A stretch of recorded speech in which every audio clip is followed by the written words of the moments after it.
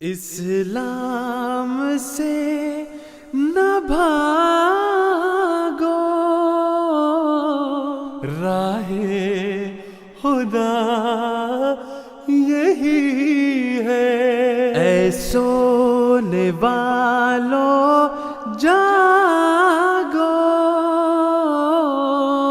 شمس الضحیٰ یہی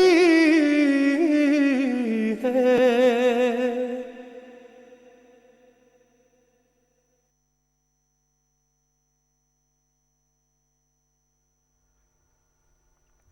اعوذ باللہ من الشیطان الرجیم، بسم اللہ الرحمن الرحیم۔ ناظرین کرام، السلام علیکم ورحمۃ اللہ وبرکاتہ۔ پروگرام راہ خدا لے کر ایک مرتبہ پھر آپ کی خدمت میں حاضر ہیں۔ اس پروگرام میں ہم جماعت احمدیہ کے عقائد کے متعلق بات چیت کرتے ہیں، اسلام کی خوبصورت اور حقیقی تعلیمات کو دنیا کے کناروں تک پہنچانے کے لیے آپ کی خدمت میں حاضر ہوتے ہیں۔ یہ پروگرام لائیو ہے، انٹریکٹیو ہے، آپ ہم سے رابطہ کر سکتے ہیں۔ اگر کوئی آپ کے ذہن میں سوال ہے تو سوال پوچھ سکتے ہیں۔ اگر آپ نے کوئی بات سن رکھی ہو، کسی مسئلے کے متعلق آپ کوئی مزید تفصیل جاننا چاہیں تو آپ ہم سے براہ راست پروگرام کے دوران فون ان کر کے رابطہ کر سکتے ہیں، اپنا سوال پوچھ سکتے ہیں۔ اور ہمارے پروگرام میں شریک گفتگو جو پینل ہوتا ہے وہ براہ راست آپ کے سوالات سن کے آپ کے سوالات کے جوابات دیتے ہیں، اور ہم آپ کو بڑی خوشی سے دعوت دیتے ہیں کہ آپ ضرور ہم سے رابطہ کریں۔ اگر آپ کچھ جاننا چاہتے ہیں، کوئی سوال پوچھنا چاہتے ہیں تو یہ پروگرام آپ ہی کی خاطر پیش کیا جاتا ہے، تو ضرور اگر ویسے آپ کے ذہن میں کوئی سوال ہو تو آپ وہ بھی پوچھ سکتے ہیں۔ اگر جو ڈسکشن چل رہی ہے اس پروگرام میں، جو گفتگو ہم کریں گے، اس حوالے سے اگر آپ کوئی سوال کرنا چاہیں تو ضرور ہم سے رابطہ کریں۔ جہاں تک رابطے کی تفصیلات کا تعلق ہے تو آپ بذریعہ فون رابطہ کر سکتے ہیں، جس طرح کہ میں نے عرض کیا۔ اسی طرح آپ بذریعہ ای میل بھی اور ٹیکسٹ میسج کے ذریعے بھی اپنے سوالات ہم تک پہنچا سکتے ہیں۔ پروگرام کا فارمیٹ کچھ یوں ہے کہ ابتدائی حصے میں ہم بعض سوالات کو لے کر گفتگو کرتے ہیں، اس کے بعد پھر ٹیلی فون لائنز جب کھلتی ہیں تو ہم آپ کے سوالات لیتے ہیں۔ تو آج کا جو پروگرام ہے، اس میں ہم ایک سیریز کا آغاز کر رہے ہیں جس میں ہم ایک تاریخ کا مختصر سفر کریں گے، اور ہم دیکھیں گے کہ جماعت احمدیہ کی جو مخالفت ہوئی ہے، جس طرح کہ ہر مذہبی جماعت کی خدا تعالیٰ کی طرف سے جب انبیاء آتے ہیں، جب اللہ تعالیٰ کے حکم کے مطابق جب جماعت قائم کرتے ہیں اور خدا تعالیٰ کا پیغام دنیا تک پہنچاتے ہیں، تو یہ ایک اصول ہے کہ ہم دنیا میں دیکھتے ہیں کہ بعض لوگ ماننے والے ہوتے ہیں، بعض لوگ مخالفت کرنے والے ہوتے ہیں۔ تو اسی طرح جماعت احمدیہ جو ایک خدا تعالیٰ کی حکم کے مطابق ایک قائم کردہ جماعت ہے، اور جس کو حضرت مرزا غلام احمد صاحب قادیانی علیہ السلام نے اس زمانے میں خدا تعالیٰ سے حکم پا کر آن حضرت صلی اللہ علیہ وسلم کی پیشگوئیوں کے عین مطابق آ کر قائم کیا، اس کی بھی مخالفت ہوئی، جس طرح کہ ہر مذہبی جماعت کی مخالفت ہوتی ہے۔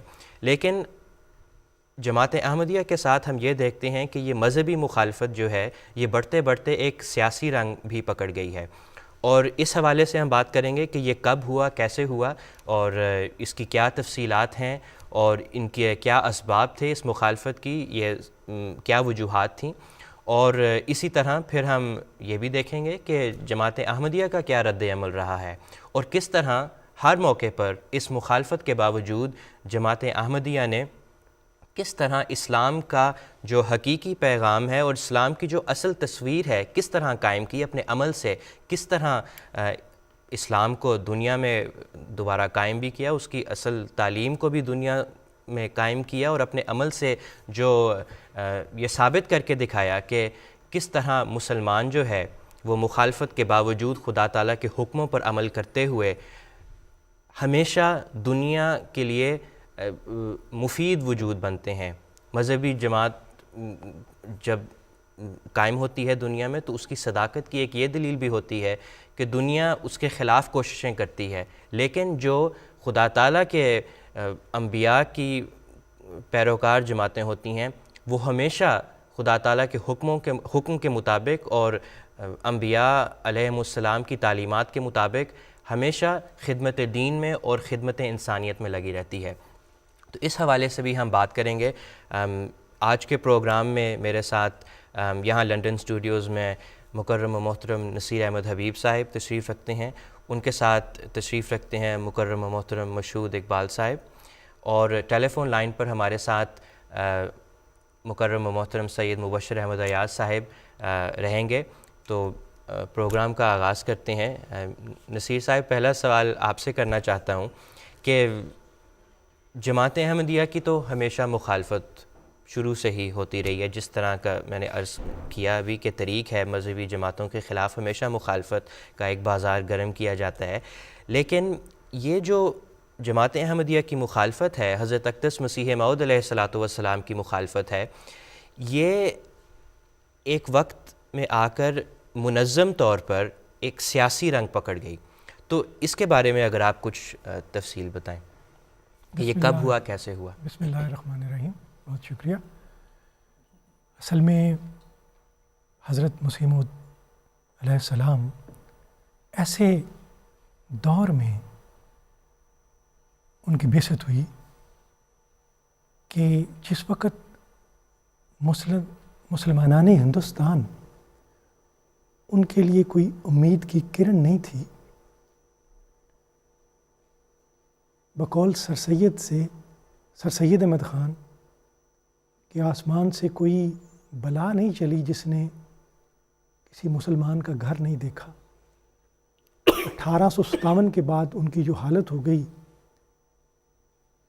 اقتدار ان کا چلا گیا، پھر پادریوں کے حملے، اور مسلمانوں کا جو اقتدار تھا، سیاسی اقتدار تھا، وہ اسلام کی سچائی کی ایک دلیل سمجھا جاتا تھا کہ اسلام ایک سچا مذہب ہے، اور اس کی دلیل یہ ہے کہ اس کا اقتدار ہے، تو دنیا میں بھی ایک طاقت ہے، سپر پاور ہے، یہ اللہ کی تائید سے ہے۔ لیکن جب بالکل اس کے برعکس ہو گیا، پلاسی کی جنگ میں 3000 فوج انگریزوں کی اور 50,000 نواب سراج الدولہ کی فوج کو شکست دے دی انہوں نے، تو ایک بہت بڑا احساس کمتری اور ذہنی ٹرمائل مسلم کمیونٹی کو تھا۔ 7 عیسائی پادریوں کے حملے تھے جس نے ان کو، نوجوانوں کو ایک شک میں مبتلا کر دیا۔ ایسے وقت میں حضرت مسیح موعود علیہ السلام آئے، انہوں نے دلائل و براہین سے اسلام کی برتری ثابت کی، خواہ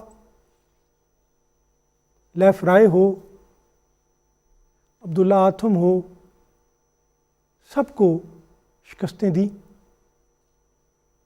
اور دلائل و براہین سے ایسی برتری ثابت کی کہ اسلام کا رخ روشن جو ہے سب پہ واضح ہو گیا، کوئی ان کے مقابلے پہ نہیں آیا۔ جو تحریک اس زمانے میں اٹھیں برہمو سماج کی، ان کی ٹکر لینے کے بعد ہمیشہ سے دنیا کے نقشے سے ختم ہو گئیں۔ تو یہ جو روحانی چشمہ انہوں نے جاری کیا فیضان کا، حضرت مسلم موعود رضی اللہ تعالیٰ عنہ کا دور جو تھا وہ ایک ایکسٹینشن تھی۔ حضرت مسیح موعود علیہ السلام نے فرمایا تھا کہ فتح و ظفر کی کلید ہے، تو آپ نے اپنے دور میں جوں سیاسی حالات میں تبدیلی آتی گئی، آپ نے رہنمائی کا فریضہ سر انجام دیا۔ شدی کا لمحہ ہو یا شدی کی تحریک ہو جو چلائی گئی مسلمانوں کو ہندو بنانے کے لیے، اور مسلمان خواب غفلت میں تھے۔ ایک اخبار کے ایڈیٹر عبداللہ منہاج صاحب، وکیل، امرتسر سے نکلتا تھا اخبار، انہوں نے کہا، مضمون لکھا، مسلمان کہاں ہیں؟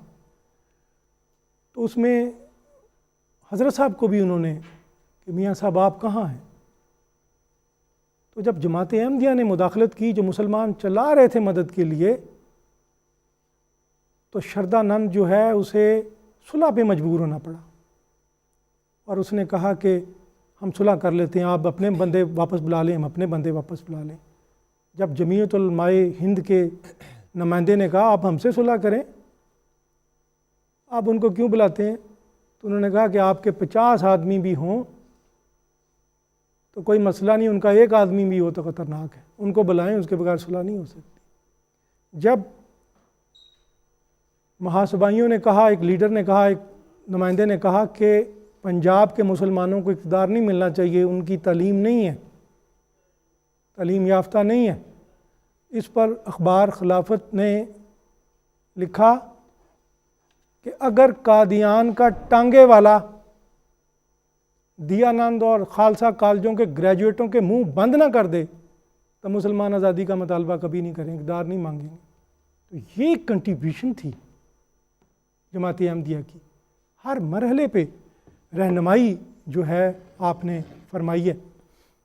تو 1917 میں ایک اعلان کیا گیا، مونٹیگیو نے اعلان کیا کہ ہمارا مقصد یہ نہیں ہے کہ صرف ہندوستانیوں کو اقتدار میں شریک کیا جائے، بلکہ ہمارا مقصد ہے کہ رفتہ رفتہ تربیت کر کے تمام اقتدار ان کو سونپ دیا جائے۔ اس پوائنٹ پہ حضرت صاحب نے محسوس کیا کہ جب اقتدار سپرد ہونے والا ہے، حالات تبدیل ہو رہے ہیں دنیا کے نقشے پہ، تو مسلمان کمزور ہیں، غیر منظم ہیں، ہمیں ان کی ہیلپ کرنی چاہیے۔ اس پوائنٹ سے حضرت صاحب باہر نکلے ہیں، تو انہوں نے مدد کرنے کا یہ جو بیڑا ہے وہ اٹھایا ہے مسلم کمیونٹی کا، پھر ہر موقع پہ انہوں نے رہنمائی دی ہے۔ فرسٹ ورلڈ وار ہوئی ہے، تحریک خلافت چلی ہے، ہندوستانیوں نے، مسلمانوں نے، ہندوؤں نے کوآپریشن کیا ہے انگریزوں کے ساتھ، ان کو بڑی توقعات وابستہ تھیں کہ ہمیں کوئی ملے گی، لیکن اس کے بجائے رولٹ ایکٹ آ گیا، جس کے بارے میں یہ تھا کہ جی حکومت صرف چارج لگائے گی، بندے کو اپنی معصومیت خود ثابت کرنی پڑے گی۔ فسادات ہوئے، تحریک خلافت میں ترکی کا جو مسلمانوں کا ایک نفسیاتی سہارا تھا کہ ان کو یہ خطرہ تھا کہ اگر ہمارا دنیا میں کوئی اقتدار نہ رہا تو پھر ہماری حالت وہ یہودیوں کی طرح ہو جائے گی جن کی کوئی سلطنت نہیں دنیا میں۔ جب ترکی کا مستقبل خطرے میں آیا تو وہ بڑے بے چین ہو گئے، تحریک خلافت شروع ہوئی۔ نازک موقعوں پہ آپ نے رہنمائی کی۔ تحریک خلافت کے موقع پہ 3 آپشن تھے، جہاد ہو، ہجرت کر جائیں، ترک موالات۔ تو آپ نے تینوں کا تجزیہ کرتے ہوئے کہا ہجرت، آپ 7 کروڑ مسلمان یہاں سے کہاں جا سے جائیں گے، اور جہاد آپ نے ایک بار مان لیا ہے، حکومت اب یہ جائز نہیں ہے، ٹھیک نہیں ہے۔ اور ترک موالات کا ہم یہ آپ کو کہتے ہیں کہ ترک موالات سے مسلمانوں کو اور زیادہ نقصان ہوگا، اور چنانچہ مسلمانوں کا واحد علی گڑھ کالج تھا، گاندھی جی نے کہا مولانا محمد علی جوہر سے جا کے بند کروائیں اسے، وہ اسے بند کرانے پہنچ گئے، سر ضیاء الدین نے باہر نکال دیا کہ یہ ہمارا چھوٹا موٹا سہارا ہے، اس کو بھی آپ مسلمانوں کی ختم کرنا چاہتے ہیں۔ ادھر بنارس یونیورسٹی تھی، اور گاندھی صاحب انہیں نہیں کہتے تھے، اور مالوی جی نہیں مانتے، مسلمان اپنا سب کچھ گنوانے پہ تیار ہو گئے۔ 18,000 مسلمان ہجرت کر گئے، اپنی زمینیں جائیدادیں بیچ کے، اور افغانستان میں وہاں سے دھکے کھاتے ہوئے واپس آئے۔ تو آپ نے نازک موقع پہ رہنمائی کی کہ یہ نہ کریں۔ اس کے بعد آپ نے قدم قدم پہ رہنمائی کی ہے۔ اس کے بعد نہرو رپورٹ کا میں ذکر کروں گا۔ نہرو رپورٹ آئی ہے، نہرو رپورٹ میں جو مسلمانوں کو حقوق دیے گئے تھے وہ بھی اس میں واپس لے لیے گئے۔ جداگانہ انتخاب کا حق مسلمان چھوڑ بیٹھے، اور جو حقوق دیے گئے تھے، جو ان کو کہا تھا 1/3 نمائندگی دیں اور بنگال اور پنجاب میں ہماری آبادی کے تناسب نشستیں مخصوص کریں، وہ بھی اڑا دی انہوں نے، کیونکہ نیچے سے ہندو محاسبہ کا بہت دباؤ تھا۔ اس موقع پہ آپ نے وہ نہرو رپورٹ منگوائی اور مسلمانوں کے لیے دیکھا کہ بہت خطرناک ہے۔ آپ نے رائے عامہ ہموار کی، مضامین لکھے، ایک دن منایا، جماعت احمدیہ کو ہر جگہ کہا کہ اس کے خلاف جو ہے آواز اٹھائیں، مسلمانوں کو یونائٹ کیا۔ 1927 میں آپ کی ملاقات قائد اعظم سے ہوتی ہے کنگزلے ہوٹل میں، تو وہ آپ نے قائد اعظم کہنے لگے کہ میاں صاحب، مرزا صاحب، یہ میں نہیں سمجھتا کہ متحدہ قومیت ہم جداگانہ انتخاب کی بنیاد پہ بنا لیں گے، تو یہ تو نہیں۔ تو آپ نے کہا کہ ٹھیک ہے، وہ ٹھیک، آئیڈیل ٹھیک ہے، لیکن مسلمان بہت کمزور ہیں، تو وہ ان کا مقابلہ نہیں کر سکتے۔ یہ عجیب بات ہے کہ یہ جب گول میز کانفرنس ہوئی ہے اس وقت ہندو محاسبہ کے نمائندوں نے کہا کہ کوئی ضرورت نہیں ہے آبادی کے تناسب سے نشستیں مخصوص کرنے کی، مسلمانوں کی پنجاب میں اور بنگال میں نشستیں زیادہ ہیں، تو ان کی تعداد زیادہ ہے. تو وہی دلیل جو حضرت مسلم موعود رضی اللہ تعالیٰ نے اس وقت دی تھی وہی قائد اعظم نے ان کے سامنے درائی کہ پنجاب میں جو ہے وہ ہندوؤں کا مقابلہ سرمایہ داروں کا زمینداروں کا نہیں کر سکتے، اور وہاں ہندو بنیے کا مقابلہ نہیں کر سکتے. تو اس موقع پہ یہ جو سخت ذہین و فہیم تھا وہ ایک پیشگوئی تھی.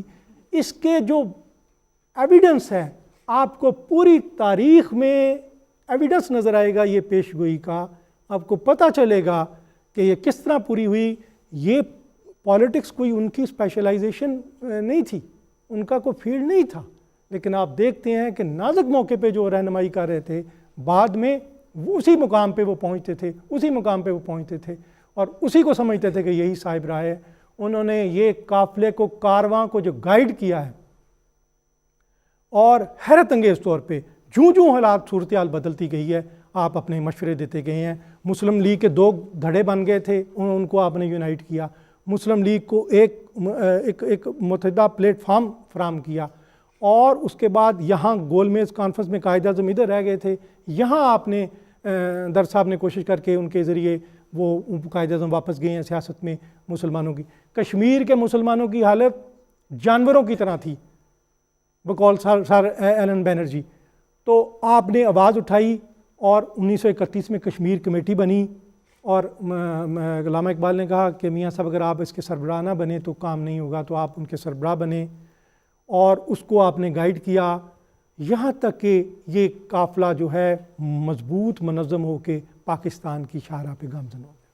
تو نصیر صاحب آپ نے کچھ تفصیل بیان کی ہے کہ کس طرح حضرت مسلم موعود رضی اللہ تعالیٰ عنہ نے ایک نمایاں کردار ادا کیا مسلمانوں کی فلاح و بہبود کے لیے، اور صحیح مشورے دیے وقت پہ، نازک وقتوں پہ.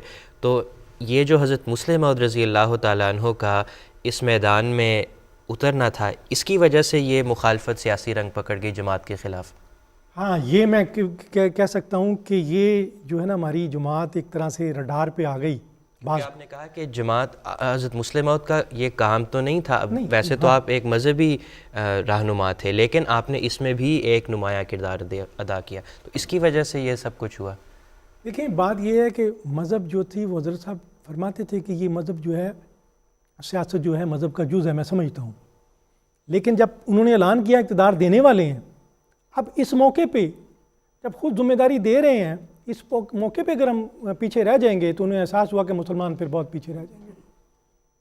ہوا یہ ہے کہ کشمیر کا، جیسے میں بتاتا ہوں آپ کو کشمیر میں کیا ہوا ہے. یہ جب آگے آئے ہیں، کشمیر کا جو مہاراجہ تھا انگریزوں کا بھی لاڈلا تھا، وہ سمجھتے تھے کہ یہاں جو انہوں نے کیا ہوا ہے یہ اچھا. کشمیر کی حالت اتنی یعنی دیگرگوں اور زبوں تھی کہ زبوں حالی کا کوئی مثال نہیں ملتی تھی. جانوروں کے حقوق ہوتے ہیں، ان کا کوئی حق نہیں تھا. تو وہ اس میں جب یہ آگے آئے ہیں، اس کے بعد تحریک خلافت پوری چلی ہے، لیکن جب ترکی میں خلافت کا انسٹیٹیوشن ختم ہو گیا ہے تو علماء کا ایک بہت بڑا طبقہ جو کہ کانگریس کے ساتھ مل کے جدوجہد کر رہا تھا وہ الگ ہو گیا اور وہ الگ ہو کے بیٹھ گیا. اب کانگریس یہ چاہتی تھی کہ انگریز بھی چاہتے تھے کہ کشمیر میں جو یہ جماعت احمدیہ پروگرام کر رہی ہے یہ نہ ہو، لیکن سامنے کوئی نہیں آ سکتا تھا.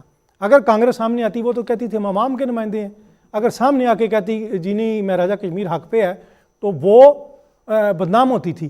تو اس نے یہ ان احراریوں کو آگے کیا 1929 میں، دسمبر 1929 میں لاہور میں یہ احرار کی جماعت. اور دوسرا تھا کہ متحدہ قومیت کے قائل تھے، مسلم لیگ کے تحت یہ جدوجہد نہیں کرنا چاہتے تھے، اور ان کو انہوں نے تیار کیا اور اپنے مقاصد کے پیچھے ان کی ڈوریاں لائیں. تو انہوں نے کشمیر کی جب تحریک آگے بڑھی ہے تو انہوں نے وہاں مداخلت کی ہے، وہاں جا کے سپوتاج کرنے کی کوشش کی ہے. اس کے نتیجے IH قریشی علماء ان پالیٹکس اس کی کتاب ہے، آج بھی آپ پڑھ لیں، یہ لفظ لکھے ہوئے ہیں کہ اس میں فائدہ کس کو ہوا، کسی کو نہیں ہوا، کانگریس کو ہوا. کیونکہ یہ احرار آ گئے، انہوں نے مذہبی مسئلہ اٹھا دیا اور وہ ہنگامہ کر کے مہاراجہ کو موقع دے دیا کہ یہ تو تشدد ہے، ہو رہا ہے، تو اس کو موقع مل گیا. انگریز بھی آرام سے سکون سے بیٹھ گئے اور ان کی عاقبت نا اندیشی کی بنا پہ وہ کشمیر کی کاز کو نقصان پہنچا جو کہ حقوق انہیں ملنے شروع ہو گئے تھے. تو یہ ایک بات تھی کہ سیاست میں ایک کر رہا تھا. ایون آپ کو میں یہ بتاتا ہوں کہ اس زمانے میں جو دور تھا مذہب کو کوئی جو تھا وہ ایسی نظریہ نہیں سمجھتا تھا، ایسی آئیڈیالوجی نہیں سمجھتا تھا کہ جو کہ ایک مکمل آئیڈیالوجی ہے، بلکہ اب زمانہ یہ تھا کہ سمجھتے تھے کہ مذہب جو ہے وہ الگ کرنا چاہیے، اور مذہب الگ ہے اور سیکولرزم جو ہے نا وہ اس کی بیس پہ۔ نہرو کہتا ہے، کانگریس کے جو سیکٹری ہیں محمود، انہوں نے ایک بار جنرل سیکٹری تھے، انہوں نے بتایا کہ مجھے نہرو جب دورے سے آیا، یورپ سے واپس آیا، تو اس نے مجھے کہا، نہرو نے، کہ مجھے محسوس کرایا گیا ہے کہ اگر ہم ہندوستان میں ہم اپنا اقتدار چاہتے ہیں تو اس جماعت احمدیہ کا ہمیں نپٹنا پڑے گا۔ تو یہ انٹرنیشنل قوتوں کے بھی سوشلزم کے خلاف جو ایک تحریک تھی، ایک مذہبی پیش، کیونکہ زمانہ تھا اظہار نفس کا، ریئلائزیشن آف سیلف، لیکن ہم زور دیتے تھے ضبط نفس پہ، سیلف مورٹیفیکیشن پہ۔ تو ایک اس پہ بھی تھا، اور اس طرح بھی تھا جب ان کی دیکھیں، جب کشمیر کانفرنس ہوئی ہے اس پہ سارے بندے، علامہ اقبال اور اس میں یہ جو تھے میاں فضل حسین، یہ بیٹھے ہوئے تھے، انہوں نے کہا کہ جی وہاں بڑا ظلم ہوا، گولی چلی، تو اس میں انہوں نے کہنے لگے آپ میاں صاحب وائسرائے سے ملاقات کریں اور انہوں نے کہیں وہ کس حد تک جا سکتے ہیں۔ دیکھیں یہ سیزنڈ پولیٹیشین ہے، حضرت صاحب کا کوئی میدان پالیٹکس نہیں ہے۔ حضور فرماتے ہیں کہ دیکھیں یہ مسئلہ نہیں کہ وائسرائے کہاں تک جا سکتا، ہمیں کشمیریوں سے پوچھنا چاہیے وہ کیا چاہتے ہیں، پھر ان کا مطالبہ ہمیں آگے پہنچانا چاہیے۔ تو انہوں نے جو رہنمائی دیتے تھے وہ ایک افق پہ ایک قطبی ستارے کی طرح چمکے ہیں، اور مانا ہے۔ قائد اعظم نے سراجنی نائڈو سے کہا، مسز نائڈو، کہ یہ جماعت ہے، یہ اتنی فکر ہمیں نہیں، ہمارے لوگوں کو نہیں جتنی ان کو فکر ہے، نہ دن دیکھتے ہیں نہ رات دیکھتے ہیں، ہمارے پاس چلے آتے ہیں اور کوئی مسئلہ وہ بیان کرتے ہیں۔ مولانا محمد علی جوہر نے کہا کہ ان کا مثال جو ہے، جو حضرت صاحب کی ہے، وہ جو پیر ہیں جو بسم اللہ کے گنبد میں بیٹھ کے کرتے ہیں، ان کے لیے یہ ایک مثال ہے ان کی جو جدوجہد ہے۔ تو اس طرح وہ آئے تو بعض طاقتیں جو ہیں وہ پسند نہیں کرتی تھیں۔ جی مشہود صاحب، اب اسی بات کو اگر ہم آگے لے کر چلیں کہ اس سارے ہسٹوریکل کانٹیکسٹ میں کیا کبھی ایسا کوئی وقت بھی تھا، یا کیا یہ بات تھی کہ جماعت احمدیہ کے خلاف برٹش گورنمنٹ کو کوئی تحفظات ہوں؟ جی میرے نظریے کے مطابق اس دور میں 3 مختلف قوتیں جماعت احمدیہ کے خلاف میدان میں تھیں، اور تینوں ایک خاص وقت کے اوپر اکٹھی ہوئیں، جو کہ 1928 کے بعد، جس طرح کہ نصیر حبیب صاحب نے بتایا۔ پہلی قوت برٹش گورنمنٹ کی تھی، دوسری قوت سیاسی میدان میں کانگریس کی تھی، اور تیسری قوت جس کو ہم کانگریس کی ایک سب برانچ کہہ سکتے ہیں وہ احرار کی قوت تھی۔ جیسے کہ نصیر حبیب صاحب نے بتایا کہ 1929 میں احرار کی مجلس جو ہے وہ کانگریس کے پلیٹ فارم کے اوپر قیام میں آئی۔ اب جو احرار کا مقصد تھا قیام کا، وہ کانگریس کے اس مقصد کو پروموٹ کرنے کے لیے تھا جس کو متحدہ قومیت یا نیشنلزم کا نعرہ جس طرح سے کانگریس نے لگایا۔ جیسا نصیر حبیب صاحب نے بتایا کہ 1917 میں برصغیر پاک و ہند کی سیاسی بساط تبدیل ہو رہی تھی۔ اب یہ بات ذہن میں رکھنا ضروری ہے کہ برصغیر پاک و ہند کے اندر کوئی ڈیموکریسی کا سسٹم یا پارلیمنٹ کا سسٹم ایز سچ اس طرح سے نافذ نہیں تھا جس طرح کہ برطانیہ میں تھا۔ لہٰذا برصغیر کے وہ لوگ جو کہ سیاسی ایکٹیویٹیز کے اندر آگے آ رہے تھے، ان کی سیاسی تربیت نہیں تھی، تو برٹش گورنمنٹ نے یہی اعلان کیا کہ ہم آہستہ آہستہ اقتدار آپ کے سپرد کریں گے تاکہ اس پروسیس کے درمیان آپ کی سیاسی تربیت بھی ہوتی چلی جائے۔ کانگریس جو کہ اپنے آپ کو اس وقت تمام ہندوستان کی ایک نمائندہ جماعت کہتی تھی، لیکن حقیقت میں وہ ہندوؤں کے مفادات کے لیے کام کرتی تھی، انہوں نے اس کو ایسے فار گرانٹیڈ لیا کہ جیسے انگریز یہاں سے چھوڑ کے چلے جائیں گے تو سارا اقتدار ہمارے ہاتھ میں آ جائے گا۔ تو کانگریس نے اپنی پالیسیز بنانا شروع کی، جس میں سے سب سے پہلی پروموشن تھی یہ نیشنلزم کی، اور لوگوں کو یہ بتایا جاتا تھا کہ آپ کے اکنامک اور پولیٹیکل بینیفٹس ہیں جو کہ آپ کو یونائٹ کرتے ہیں، اور مذہب کو پس پش ڈالتے تھے۔ اب چونکہ جماعت احمدیہ ایک مذہبی جماعت تھی، تو اس وجہ سے کانگریس کو ڈائریکٹلی یہ ہٹ محسوس ہوتی تھی جماعت احمدیہ کی طرف سے کہ ہمارے نیشنلزم کے پوائنٹ کو جماعت احمدیہ جو ہے وہ پروموٹ ہونے نہیں دیتی۔ دوسرا، سیاسی رنگ میں کانگریس کا سب سے بڑا ہتھیار ہوتا تھا نان کوآپریشن، ترک موالات، جس طرح نصیر حبیب صاحب نے بتایا، بالخصوص پہلی جنگ عظیم کے بعد اور ترکی کی خلافت کے واقعہ کے بعد انہوں نے یہ تحریکات شروع کیں. اس سلسلے میں جماعت احمدیہ جو تھی وہ نان کوآپریشن اور ترک موالات کی اسٹریٹجی کو فالو نہیں کرتی تھی.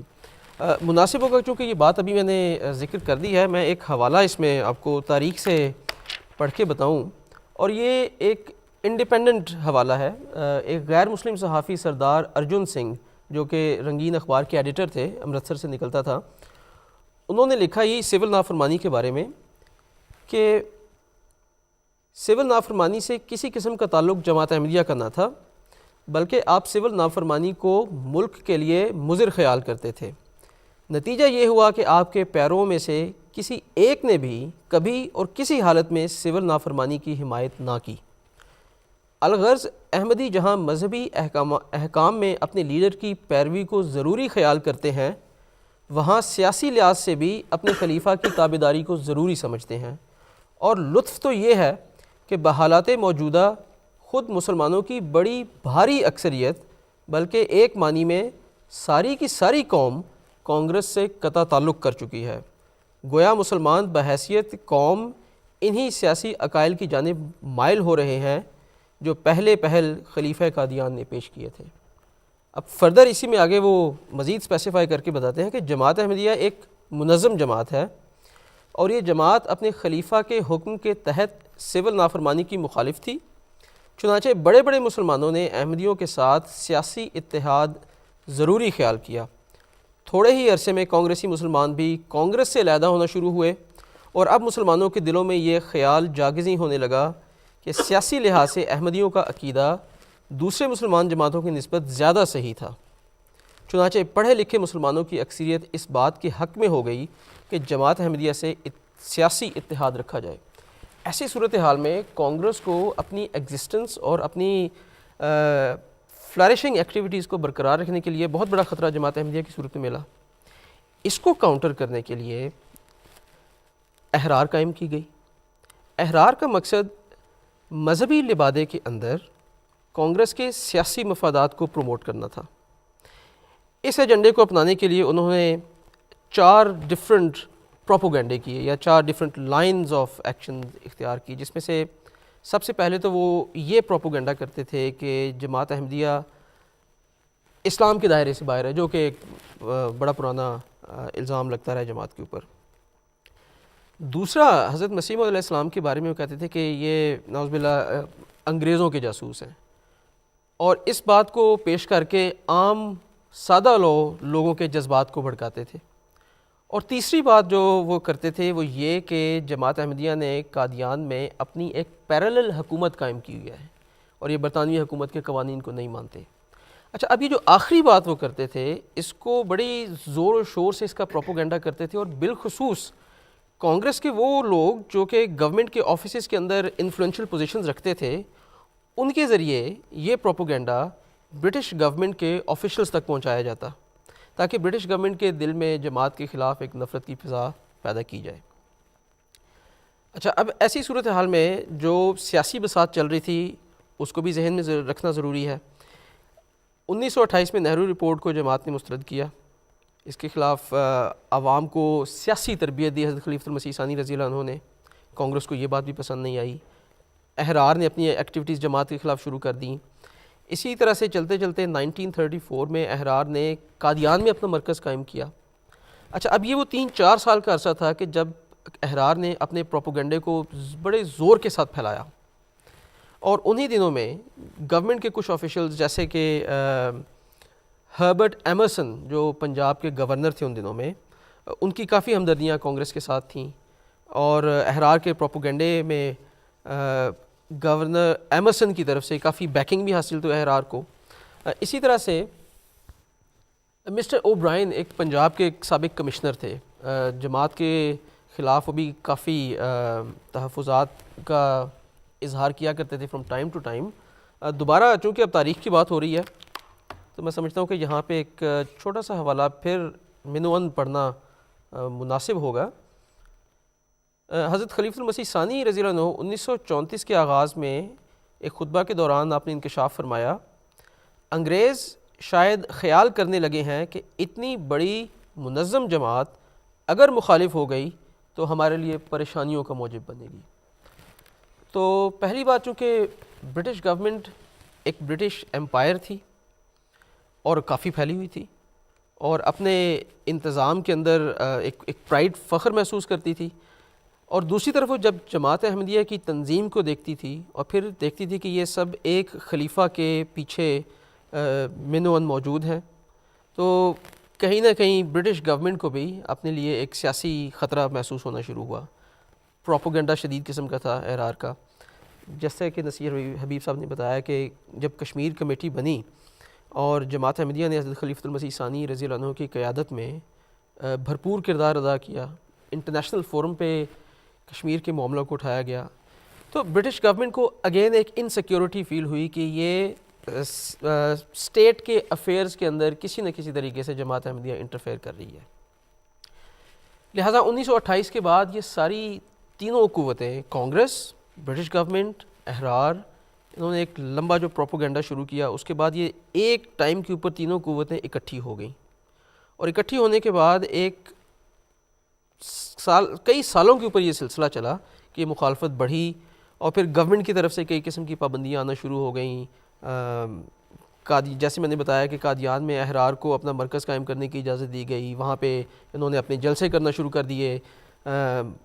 لغو قسم کے پوسٹرز جو تھے وہ دیواروں کے اوپر آویزاں کرتے تھے.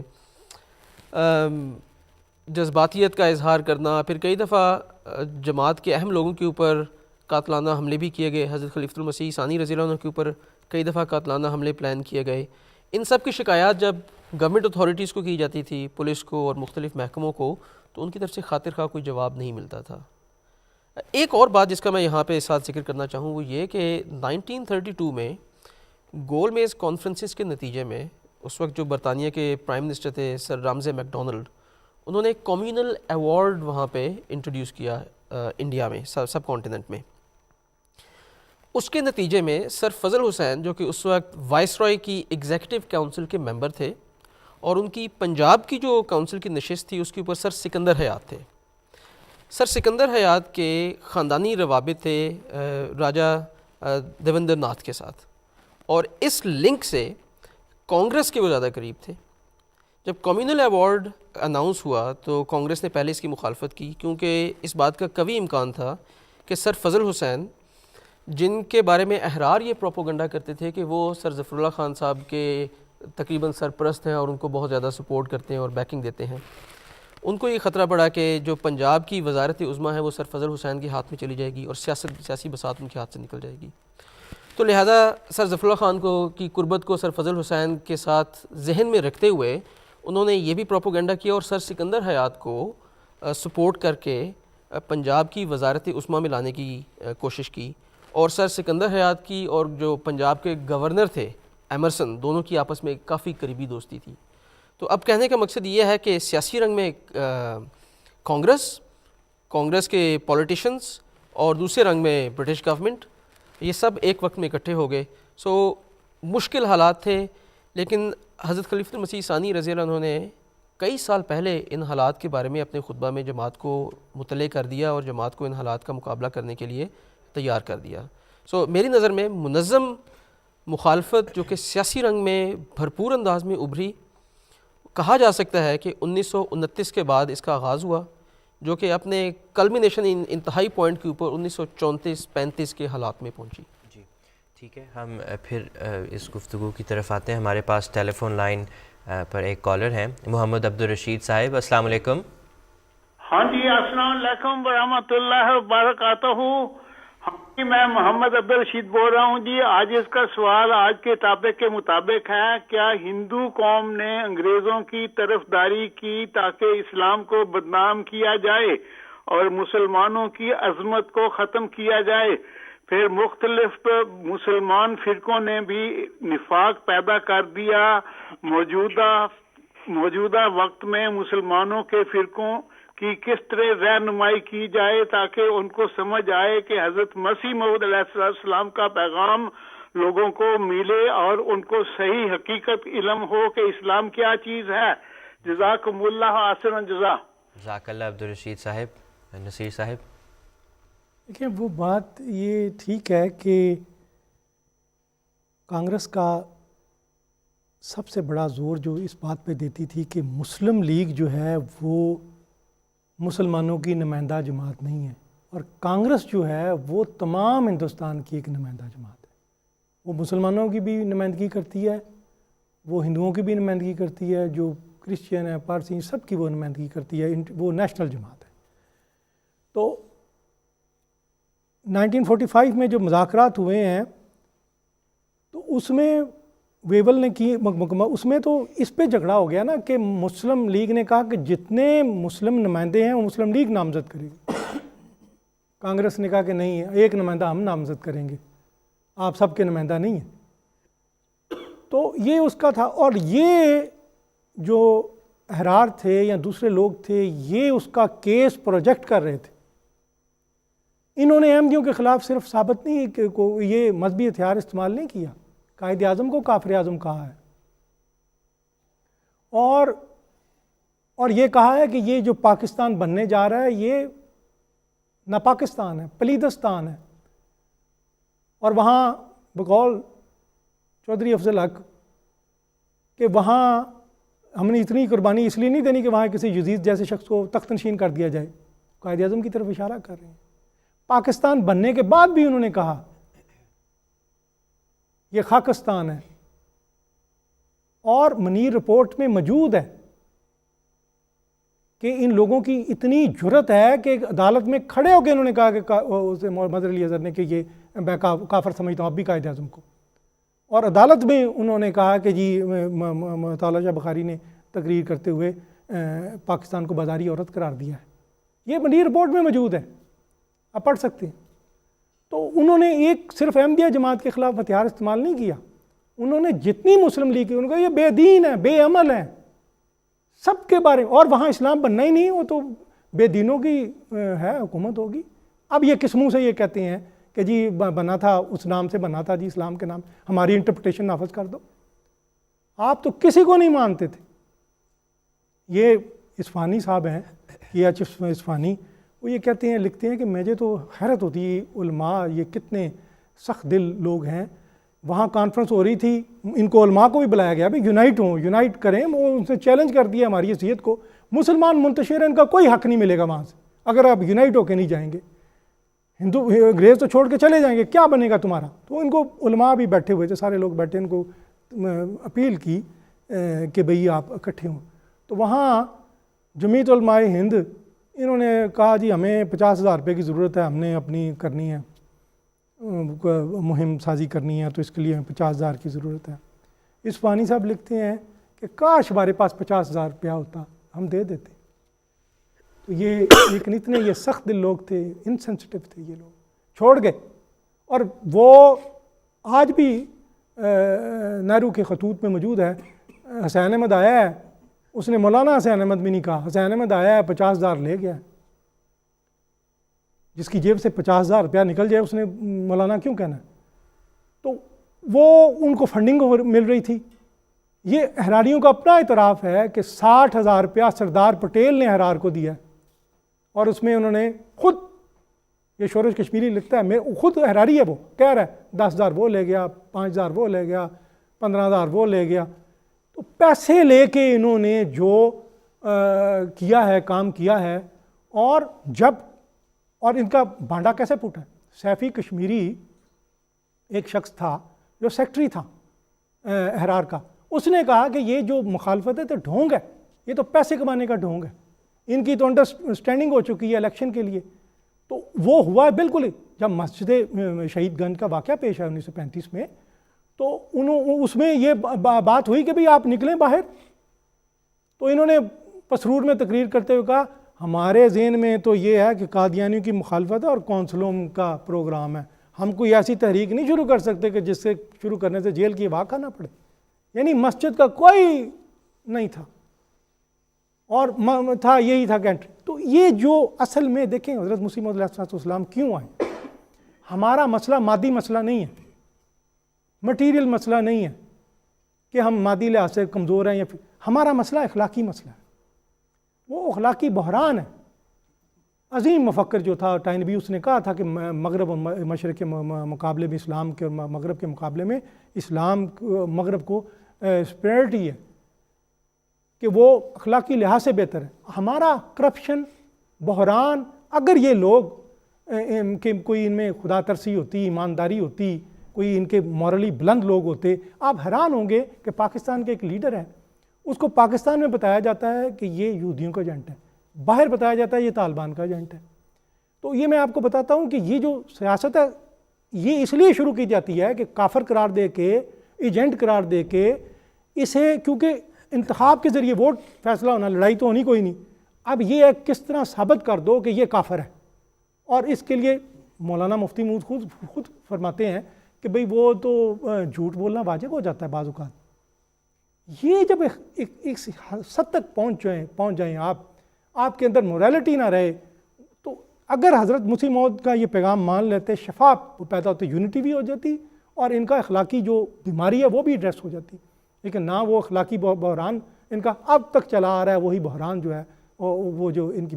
یہاں سے ایک وفد گیا اپوزیشن کا پاکستان میں ایک بار، تو انہوں نے کہا کہ آپ کے ملک میں مہنگائی بڑی ہے تو آپ یہ کیوں نہیں ایشو اٹھاتے؟ تو اس نے کہا کہ یہ مہنگائی جو ہے نا یہ عالمگیر انٹرنیشنل ہے، ہمارے وزیر اعظم کا قصور نہیں، لہٰذا ہم ایکسپلائٹ نہیں کرتے.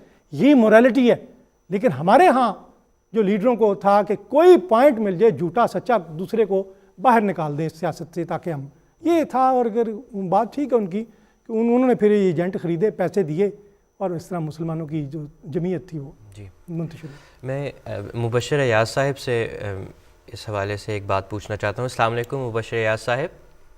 وعلیکم السلام ورحمۃ اللہ.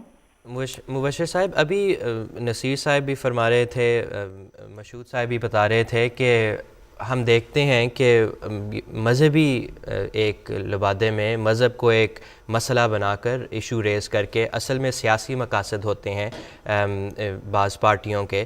تو ٹھیک ہے، یہ ہم نے بات بھی کی، اس حوالے سے کچھ تفصیل بھی بتائی، لیکن بہرحال یہ ایک اعتراض ہوتا ہے جماعت احمدیہ پر، اب بھی ہوتا ہے، کافی دیر سے ہو رہا ہے، کہ ہم ختم نبوت کے منکر ہیں. تو اس حوالے سے اگر آپ کچھ تفصیل بتا دیں.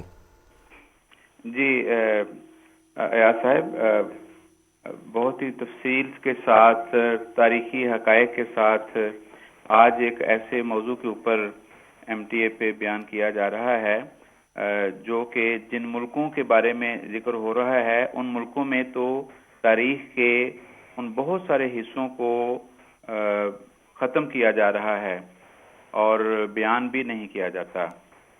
اور اس کے پیچھے بھی جیسا کہ بیان ہو رہا ہے کہ سیاسی مقاصد ہیں. جہاں تک ختم نبوت کا تعلق ہے تو یہ کہنے میں ذرا سی بھی ہمیں ہچکچاہٹ نہیں ہے کہ جس طرح آپ نے فرمایا ہے کہ جماعت احمدیہ کے اوپر یہ الزام لگایا جاتا ہے کہ ختم نبوت کے وہ منکر ہیں، اس کے پیچھے بھی بہت حد تک سیاسی مقاصد کار فرما ہیں. یہ حقائق کے ساتھ بات نہیں کر سکتے کہ ہم ختم نبوت کے نعوذ باللہ منکر ہیں. ہم حضرت مسیح موعود علیہ السلام کی تحریرات جب سے شروع ہوئیں، جب سے آپ کے دعاوی شروع ہوئے، اس کے ساتھ پہلے دن سے لے کر اس وقت تک ہر احمدی خدا تعالیٰ کو حاضر ناظر جان کے یہ اقرار کرتا ہے کہ ہم حضرت صلی اللہ علیہ وسلم کے خاتم النبیین ہونے پر پوری طرح ایمان لاتے ہیں.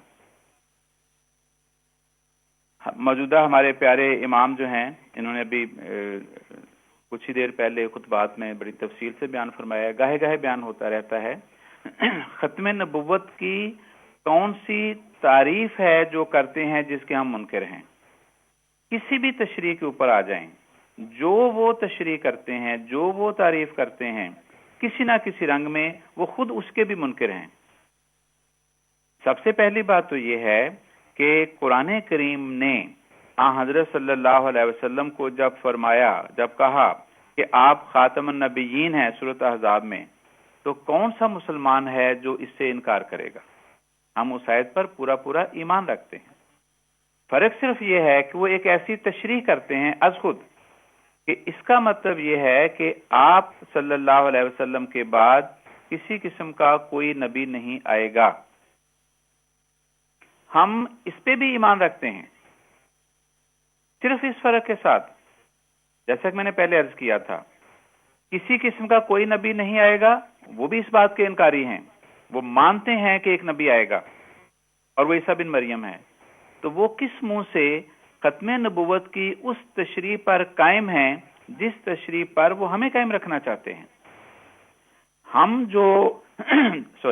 جو دعویٰ کرتے ہیں، ہم یہ مانتے ہیں کہ حضرت صلی اللہ علیہ وسلم کے بعد کوئی ایسا نبی نہیں آئے گا جو قرآنی شریعت کو منسوخ کرے، جو حضرت صلی اللہ علیہ وسلم کی اطاعت سے باہر ہو، اور یہ وہ دعویٰ ہے، یہ وہ تشریح ہے، یہ وہ تعریف ہے ختم نبوت کی کہ حضرت عائشہ رضی اللہ تعالی عنہا سے لے کر بلکہ اس سے پہلے بھی حضرت صلی اللہ علیہ وسلم کے اپنے ارشادات مبارکہ سے لے کر صحابہ اکرام، جس میں سب سے نمایاں حضرت عائشہ رضی اللہ تعالی عنہا کی تشریح ہے، حضرت علی رضی اللہ تعالیٰ عنہ کی تشریح ہے، پھر اس کے بعد مسلسل 1400 سال تک جو علماء امت ہیں، بزرگان سلف ہیں، ان کی تشریحات ہیں یہ ساری کی ساری، جس کو ایک سطر میں نے بیان کیا ہے کہ حضرت صلی اللہ علیہ وسلم کے بعد کوئی ایسا نبی نہیں آ سکتا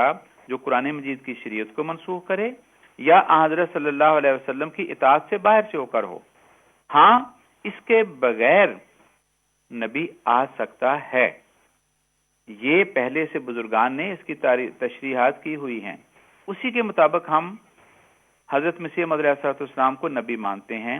کیوں کہ حضرت صلی اللہ علیہ وسلم نے خود آنے والے کو نبی کا نام دیا ہے، اور مسیح علیہ السلام نے اس کی بڑی تفصیل سے بیان فرمایا ہے۔ اس لیے ہم ختم نبوت کے سب سے پہلے مضبوطی پر اس پر قائم ہونے والے ہیں کہ حضور صلی اللہ علیہ وسلم خاتم النبیین ہیں۔ ختم نبوت کی یہ ڈنڈورا پیٹتے ہیں یہ لوگ، اور اس کے پیچھے بھی یقیناً سیاسی مقاصد ہیں۔ ابھی جیسے دونوں میرے ساتھیوں نے بیان فرمایا ہے کہ ہندوستان میں عارضی سیاسی مقاصد حاصل کرنے کے لیے، پاکستان میں عارضی سیاسی مقاصد کو حاصل کرنے کے لیے ہمیشہ جماعت احمدیہ کو ٹارگٹ کیا گیا اور زمانے کے مطابق ان پر اعتراضات لگائے گئے۔ کسی ایک اعتراض کو مسلسل 100 سال تک نہیں دہرایا گیا۔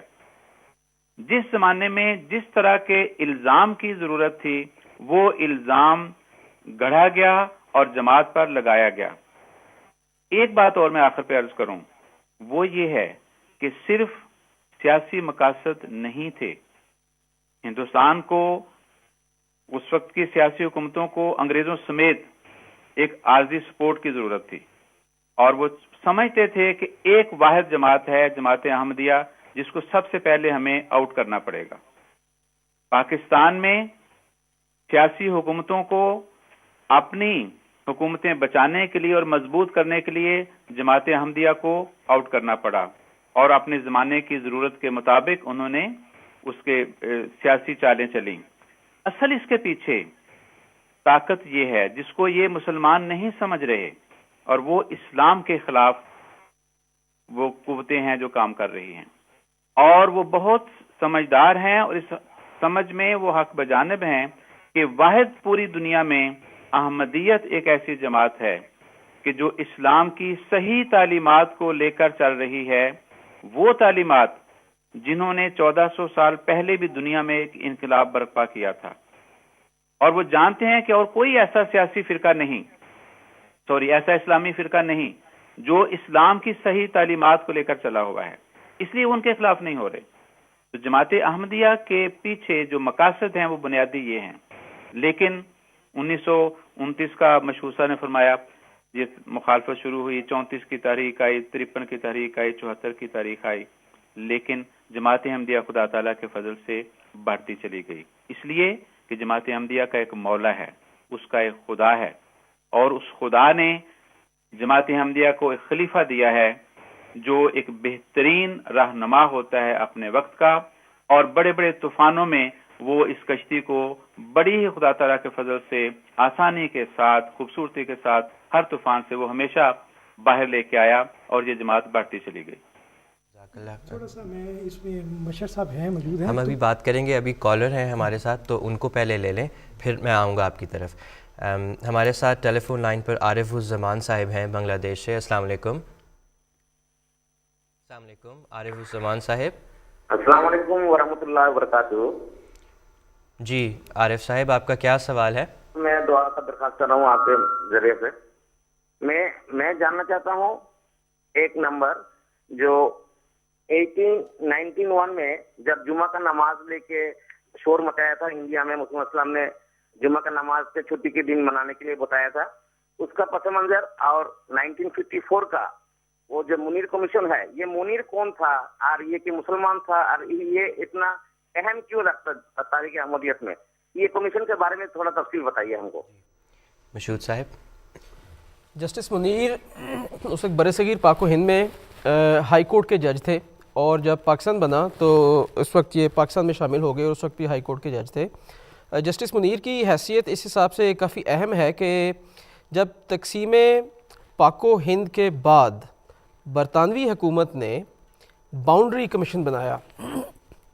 باؤنڈری کمیشن یعنی کہ فیصلہ یہ طے پایا کہ برصغیر پاک و ہند میں جو اکثریت والے صوبے ہیں, اگر مسلمانوں کی اکثریت ہے تو اس کو پاکستان میں شامل کیا جائے, اور اگر اس میں ہندوؤں کی اکثریت ہے تو اس کو ہندوؤں میں شامل کیا جائے. اسی طرح سے 3 صوبے ایسے تھے, بنگال, آسام اور پنجاب. ان کے اوپر حتمی رائے قائم کرنا مشکل تھی اس وقت کے حالات کے مطابق, اور آبادی کی اکثریت اور کس طریقے سے ان کا بٹوارہ کیا جائے گا آپس میں. ان کویشچنز کو سالو کرنے کے لیے ایک کمیشن بنایا گیا تھا, اور اس کمیشن کے اندر مختلف ججز اپوائنٹ کیے گئے تھے. 2 ججز ہندوؤں کی طرف سے تھے, 2 مسلمانوں کی طرف سے تھے, اور اسی طرح سے جو اس کے چیئرمین تھے وہ ایک انگلش تھے, سر سرل ریڈ کلف. تو اس دور میں بھی جسٹس منیر صاحب نے بطور جج باؤنڈری کمیشن میں اپنی خدمات پیش کیں.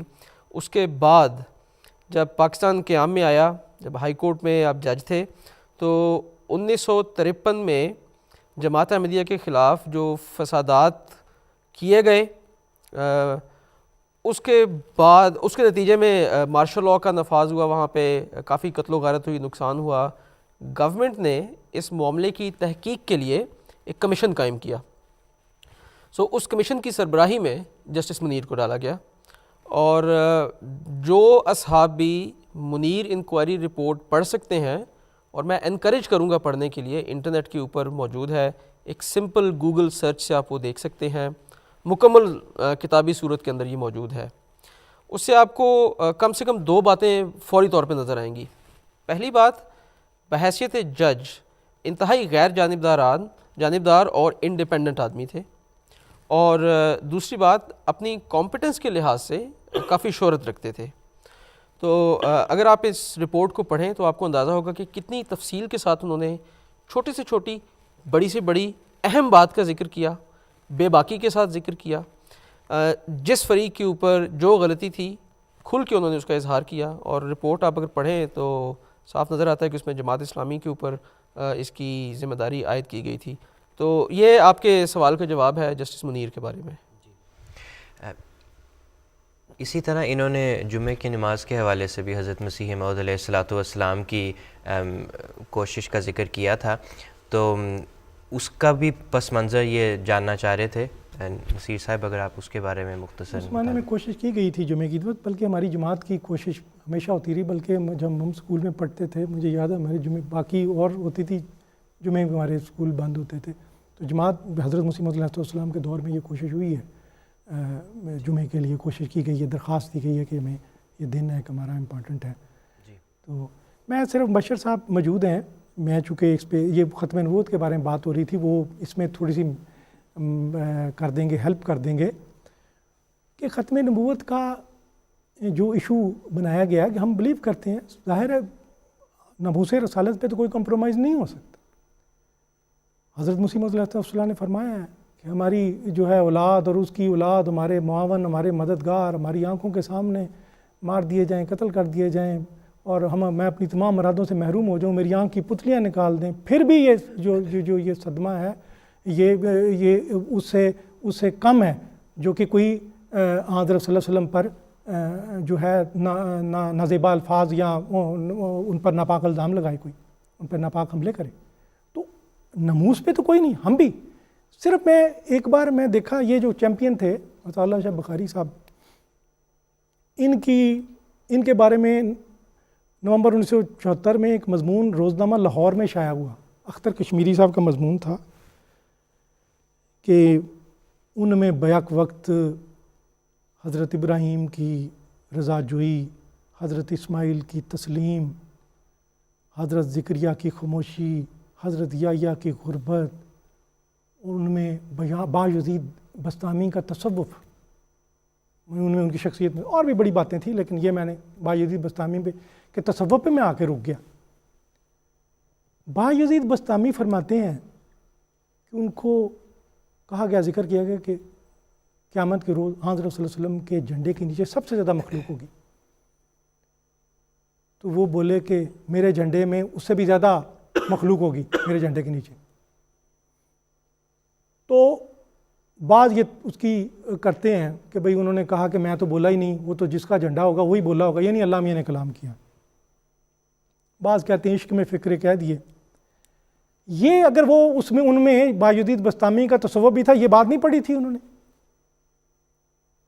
ایک کتاب ہے، ان کا مناظرہ ہو رہا تھا ان کا بریلویوں کو، ان کا دیوبندیوں کا، تو انہوں نے الکوکبۃ الشعبیہ کا حوالہ دیا جو احمد رضا خان بریلوی کی کتاب ہے. اس میں لکھا ہوا ہے کہ شاہ اسماعیل اپنے پیر کو نبی مانتا تھا، اس پر وہی مانتا تھا، وہی ہونا مانتا تھا، اور علامہ صلی اللہ کر کے درود بھیجتا تھا، اور لیکن انہوں نے کافر نہیں کہا. بات یہ ہے کہ تو پھر آپ، اور پھر جو حضرت غوث اعظم ہے حضرت شیخ عبد القادر جیلانی، وہ ان میں لکھا ہوا ہے کہ انہوں نے کہا تشہد انی محمد رسول اللہ، کیا تو گواہی دیتا ہے میں محمد رسول اللہ ہوں؟ تو مرید نے کہا جی ہاں. عبد الکریم جیلانی ہے، اس کی کتاب انسان کامل ہے، اس میں لکھا ہوا ہے کہ جب حضرت صلی اللہ علیہ وسلم نے شبلی کی صورت میں ظہور فرمایا تو اس بھی کوئی بات نہیں. یہ ساری باتیں جو ہیں کیا، اور پھر یہ سید مجدد الافسانی ہیں، ان کو الہام ہوا. نصیر صاحب ہم آئیں گے اس کی طرف. اصل میں ہمارے پاس وقت اب تھوڑا رہ گیا، اور ہم نے ایک اور بڑے اہم ٹاپک پہ بھی، لیکن میں کہتا ہوں اس میں الہام ہوا ان نبشر کا بے غلام اسمہ یحییٰ، یہ قرآن کی آیت ہے. تو یہ چیزیں آپ کو نظر نہیں آتی؟ جی جی، جزاک اللہ نصیر صاحب. میں چاہتا ہوں کہ آج کے پروگرام میں ہم خاص طور پہ یہ 1934 کی جو مخالفت ہے اس کا پس منظر بھی اگر ہم ڈسکس کر لیں تو مشہود صاحب کچھ تفصیل اگر آپ. 1934 میں قادیان میں احرار نے اپنا ایک دفتر قائم کیا، اور احرار کی کوشش یہ ہوتی تھی کہ جب جماعت احمدیہ کا جلسہ سالانہ ہو اس کے آگے پیچھے وہ اپنی تبلیغ کی کانفرنسز کیا کرتے تھے.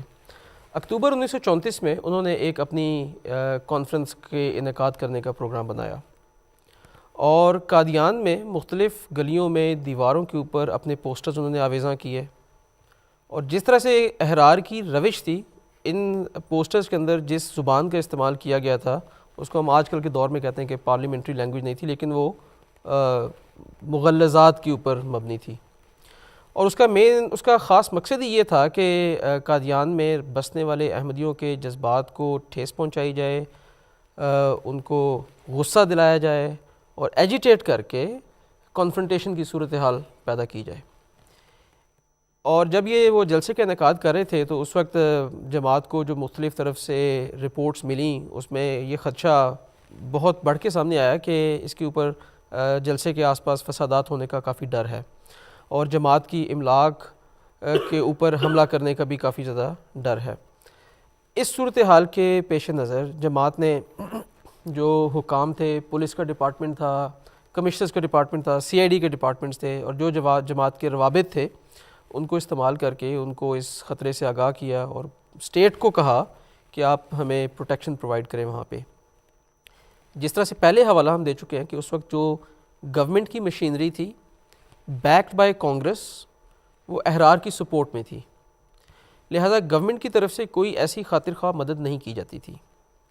لہٰذا جماعت نے خود اپنی مدد آپ کرنے کا فیصلہ کیا۔ حضرت خلیفۃ المسیح ثانی رضی اللہ عنہ نے اس وقت جماعت کو ہدایت فرمائی کہ ضلع گورداسپور سے تقریباً 2500 کے قریب جو احمدی ہیں وہ قادیان پہنچے تاکہ ہم اپنی حفاظت کا ذمہ خود اپنے ہاتھ میں لے سکیں۔ بڑی تیزی سے اس بات کی خبر جو تھی وہ اس وقت کے جو سپرنٹینڈنٹ تھے CID کے ان تک پہنچ گئی۔ انہوں نے اسی روز جب یہ جس دن کا واقعہ ہے حضرت خلیفۃ المسیح ثانی رضی اللہ عنہ سے ملاقات کی اور ان کو اس کے بارے میں بتایا اور کہا کہ گورنمنٹ کے تحفظات یہ ہیں کہ آپ ان لوگوں کو نہ بلائیں بلکہ ہم کوشش کریں گے کہ گورنمنٹ آپ کو خود سیکیورٹی پرووائڈ کرے وہاں پہ۔ اس وقت حضرت خلیفۃ المسیح ثانی رضی اللہ عنہ نے گورنمنٹ کی طرف سے جو بے حسی تھی جو لگاتار چلی آ رہی تھی کنسسٹنٹلی اس کا ذکر کیا، لیکن بہرحال چونکہ گورنمنٹ کی طرف سے بات تھی اس کی فرما برداری میں انہوں نے کہا کہ ٹھیک ہے اگر گورنمنٹ پروٹیکشن پرووائڈ کرتی ہے تو ہم اپنی مدد آپ نہیں کرتے، آپ کے اوپر ریلائی کرتے ہیں۔ یہ ایک اوبیڈینس کی اگزامپل ہے کہ ایسے شدید سخت حالات میں جب ہمیں نظر آ رہا ہے اور ایک دو واقعات سے نہیں بلکہ کئی سالوں کی سیریز کے کنسسٹنٹ واقعات سے کہ یہ گورنمنٹ کی فورسز ہمارے خلاف ہیں، پولیٹیکل بساط ہمارے خلاف ہے، ہم اقلیت کے اندر ہیں، جو ہمارا دشمن ہے وہ ایجیٹیشن کی پالیسی اپنا رہا ہے، باوجود ان سب باتوں کو مد نظر رکھتے ہوئے ایک دفعہ پھر فرما برداری کا مظاہرہ کیا گیا، اور اس کے باوجود کہ جماعت نے اسٹیٹ کو یہ بتایا کہ ہم یہ جو سرکولر ایشو کر رہے ہیں، جو ایکشن لے رہے ہیں ہم اس کو ختم کر رہے ہیں، اس وقت برٹش گورنمنٹ نے ایک حکم نامہ جاری کیا حضرت خلیفۃ المسیح ثانی کے اوپر، اس کو سرو کیا اور ان کو کہا کہ آپ اکتوبر 1934 کے قریب لوگوں کو قادیان میں نہیں بلائیں گے اور اپنا کوئی جلسہ نہیں کریں گے، اور اس قسم کی 3-4 اور باتیں تھیں جو کہ بالکل غیر ضروری تھی، کوئی جس کی ضرورت اس وقت نہیں تھی کیونکہ جماعت کی طرف سے ایک کیٹیگورک اور ان ایمبیگوس غیر مبہم ضمانت دے دی گئی تھی کہ ہم اپنی حفاظت خود بھی نہیں کریں گے۔ بہرحال اس کے خلاف جماعت نے کافی شدید احتجاج کیا، حکومت پنجاب کے سامنے بھی، حکومت ہند کے سامنے بھی، اور پھر حکومت برطانیہ کے سامنے بھی۔ الٹیمیٹلی ایک دور ایسا ہے کہ جب حکومت پنجاب کو اس کے اوپر معذرت کرنی پڑی۔ بہرحال اسی سلسلے میں دوسری بات یہ کہ انہی دنوں کی بات ہے کہ 1935 جنوری کی بات ہے کہ قادیان میں دفعہ 144 کا نفاذ کر دیا گیا، جس میں 5 یا اس سے زائد لوگوں کا کسی ایک جگہ کے اوپر اکٹھا ہونا ممنوع کر دیا گیا۔ 2 مہینے تک اس کو پہلے نافذ کیا گیا شروع میں۔ اب قادیان میں پریڈومیننٹلی احمدی مسلمان بستے تھے، اپنے ہی ٹاؤن کے اندر ان کی آزادی کو سلب کیا گیا، لیکن بہرحال بجائے اس کے کہ دوسری سیاسی جماعتیں جیسے کہ کانگریس جن کا شیوا تھا کہ ڈائریکٹ ایکشن کرنا ہے، گورنمنٹ کی سول نافرمانی کرنی ہے، قانون اپنے ہاتھ میں لینا ہے، ایجیٹیشن کرنی ہے، احرار جس میں پیش تھے، بجائے ایسی پالیسیز اپنانے کے ایک دفعہ پھر جماعت نے کمپلیٹ اوبیڈینس کا مظاہرہ کیا، اور پھر جب اس 144 کی دفعہ کو جب توسیع دینے کے لیے حکومت نے ایک اور اقدام کرنے کی کوشش کی تو پھر جماعت نے باقاعدہ قانونی جنگ لڑتے ہوئے سیشنز کورٹ میں اس کو چیلنج کیا۔ سیشنز کورٹ کے اندر ہماری جرا ہوئی، بحث ہوئی، ایویڈنس وغیرہ پیش کی گئی، باوجود اس کے کہ کیس انتہائی مضبوط تھا، سیشنز کورٹ نے اس نوٹس کو کواش کرنے سے، ختم کرنے سے انکار کر دیا۔ پھر جماعت نے ریویو کی پٹیشن ہائی کورٹ میں فائل کی، جہاں پہ حضرت سر چودھری ظفر اللہ خان صاحب نے جماعت کی طرف سے اس کو پھر بحث کی، اور پھر ہائی کورٹ نے اس نفاذ کو سیکشن 144 کو غیر قانونی قرار دیتے ہوئے اس کو کالعدم قرار کیا۔ تو کہنے کا مقصد یہ ہے کہ 1934 1935 کہ یہ وہ دور تھا کہ جس وقت ملکی لحاظ سے، سیاسی لحاظ سے قوتیں جماعت کے خلاف ایک وقت میں یکجا ہو کے عمل کر رہی تھیں۔ ڈیفیکلٹ ٹائم تھا، املاک کو نقصان پہنچایا جا رہا تھا، قادیان سے باہر احمدیوں کے اوپر حملے کیے جا رہے تھے، الغرض ایک ہلا دینے والا وقت تھا، لیکن حضرت خلیفۃ المسیح ثانی رضی اللہ عنہ کی قیادت کے اندر جماعت نے اس وقت کا مقابلہ کیا، اور پھر 1935 کے بعد حالات میں قدر تبدیلی آئی، احرار اپنے ہی ایک مسئلے کے اندر پھنس گئے، وہ ان اٹ سیلف ایک ڈفرینٹ ٹاپک ہے، لیکن جیسے آپ نے پوچھا کہ 1934 کے یہ مزید حالات بھی اس میں شامل ہیں۔ جزاک اللہ مشہود صاحب۔ ہمارے پاس ٹیلی فون لائن پر سری لنکا سے جان محمد صاحب ہیں۔ السلام علیکم۔ السلام علیکم جان محمد صاحب۔ جی السلام علیکم جان محمد صاحب. چلیں ہم پھر کوشش کریں گے آپ سے رابطہ کرنے کی. اچھا مشہود صاحب میں چاہتا ہوں اگر آپ اس کی کچھ تفصیل بتا دیں کہ یہ جماعت کے رسائل اور الفضل وغیرہ پر بڑی کڑی نظر بھی رہی ہے, اور اس کے حوالے سے بھی کچھ بتا دیں, یہ جو ایک کانسٹنٹ مانیٹرنگ کا ایک پروسیس تھا. یہ حضرت مسیح موعود علیہ السلام کے دور سے جاری تھا. جیسے میں نے بتایا کہ برٹش ایک امپیریل امپائر تھی, اور انہوں نے اپنے نظام کے ذریعے دنیا کے بڑے خطوں کے اوپر اپنی حکومت ایک لمبے عرصے تک قائم کر کے رکھی. جس دور میں حضرت مسیح موعود علیہ السلام نے مہدویت کا دعویٰ کیا, اس سے پہلے برٹش گورنمنٹ کو مہدی سوڈانی کا بھی اندازہ تھا. تو لہٰذا جب حضرت مسیح موعود علیہ السلام کا دعویٰ منظر عام پر آیا تو اس وقت برٹش گورنمنٹ نے اس کے اوپر نظر رکھی, اور جماعت کی مختلف کارروائیوں کے اوپر گورنمنٹ کی طرف سے رپورٹنگ جو تھی وہ بدستور جاری رہی. گورنمنٹ کے کچھ آفیسز اور اسی طرح سے جو فوج تھی اس کے کچھ بٹالینز کے اوپر الفضل کی تشہیر یا ان تک الفضل پہنچانے کے اوپر پابندی رہی, اور کافی لمبے عرصے تک یہ رہی. اسی طرح سے جو اشتہارات حضرت مسیح موعود علیہ السلام کی طرف سے وقتاً فوقتاً شائع ہوتے تھے, یا جو کتب تحریر ہوتی تھیں, انگریز گورنمنٹ بڑی خصوصیت سے اس کے اوپر نظر رکھا کرتی تھی. اور حضرت مسیح موعود علیہ السلام کے دور کے بعد جب جیسے کہ یہ سیاسی حالات کا ذکر ہو رہا ہے, بالخصوص گورنر ہربرٹ ایمرسن, اس کی ایک ٹیم حضرت خلیفۃ المسیح ثانی کے اوپر بڑی کڑی نگرانی کرتی تھی, اور ہر خطبے کے اوپر نظر رکھنی, ہر اشتہار کے اوپر نظر رکھنی. اور یہ بھی بات ذہن میں رکھنی چاہیے کہ جب احرار کا قیام ہوا اس کے بعد انہوں نے اپنے ایک اجلاس کیا, کانفرنس کی, اور اس میں عطا اللہ شاہ بخاری نے کافی شدید الفاظ کا استعمال کیا, جس کے نتیجے میں گورنمنٹ نے اس کے اوپر ایکشن لیا, مقدمہ چلا, جیل کے اندر گیا. یہ دور ایسا تھا کہ جب تحریری لحاظ سے, کلامی لحاظ سے اگر کوئی لفظ غلط ادا کیا جائے تو گورنمنٹ اس کے اوپر ایکشن لے سکتی تھی. حضرت خلیفۃ المسیح ثانی رضی اللہ عنہ کے خطبات کے اوپر کڑی نظر رکھتے تھے, اس کی رپورٹنگ کرتے تھے. CID کے ایجنٹس ہر خطبہ جمعہ کے لیے قادیان بھیجے جاتے تھے, اور جیسے میں تاریخ احمدیت میں پڑھ رہا تھا کہ بعض دفعہ حضرت خلیفۃ المسیح ثانی رضی اللہ عنہ کا خطبہ تھوڑا طوالت جب پکڑتا تھا تو ان دنوں میں 2 CID کے افسران جو تھے وہ وہاں پہ متعین کیے جاتے تھے, کیونکہ اس وقت جو ریل واپس جایا کرتی تھی قادیان سے اس کے مختلف ٹائمنگ تھے, تو ان دونوں نے یہ رسپانسبلٹیز آپس میں ڈیوائڈ کی ہوئی تھیں. برٹش گورنمنٹ نے کافی گہری نظر رکھی ہوئی تھی. اس کا کیا نتیجہ نکلا پھر؟ کیا کوئی بات انہیں نظر آئی اس میں؟ گورنر ایمرسن نے خود جب اس کی مدت پوری ہونے لگی تو اس نے خود بھی اس بات کا اقرار کیا کہ جماعت احمدیہ جس لیڈر کے پیچھے قائم ہے اس کی سیاسی بصیرت کا اس کو ایکنالج کیا, اور اس نے بتایا کہ ہم نے ہر طرح سے, ہر باریک بینی سے ان کے اوپر نظر رکھی, ان کے خطبات کے اوپر, ان کے کلام کے اوپر, ان کی ایکٹیویٹیز کے اوپر, لیکن کہیں پر ہمیں کوئی چیز ایسی نہیں مل سکی کہ ہم ان کے خلاف کوئی ایکشن کر سکتے. اور وہ دور ایسا تھا کہ اس وقت جیسے میں نے بتایا کہ برٹش گورنمنٹ کو خطرہ تھا. ایک نام میں اس میں لینا چاہوں گا یہاں پہ, مسٹر گلانسی, جو کہ گورنمنٹ آف انڈیا کے پولیٹیکل ایجنٹ تھے, وہ کافی سخت ویوز رکھا کرتے تھے جماعت کے خلاف, اور وائس رائے کو جماعت کے خلاف جو بھی خبریں تھیں وہ اپنے انداز میں اور اپنے نظریے کے تحت وہ پہنچاتے رہتے تھے. یہ وہ ٹائم تھا کہ جب ہر طرف سے تنقیدی نگاہ رکھی جا رہی تھی, اور جو دوسری پولیٹیکل پارٹیز تھیں ان میں مختلف لیڈران کے اوپر مقدمے بھی چل رہے تھے, ان کو سزائیں بھی ہو رہی تھیں. گاندھی صاحب کافی عرصہ جیل میں رہے, عطا اللہ شاہ بخاری کو جیل میں ڈالا. That was a high time کہ جب جماعت کے اوپر کوئی ایکشن کیا جاتا. اور حضرت خلیفۃ المسیح ثانی جس طرح کہ کشمیر کمیٹی میں ان کا کردار تھا, اور کشمیر کا جو مہاراجہ تھا وہ برٹش گورنمنٹ کا حلیف اور کافی قریبی تھا, اس نے کافی شکایات کی برٹش گورنمنٹ سے کہ جو جماعت کی ایک بھرپور کارروائی تھی کشمیر کوز کے لیے.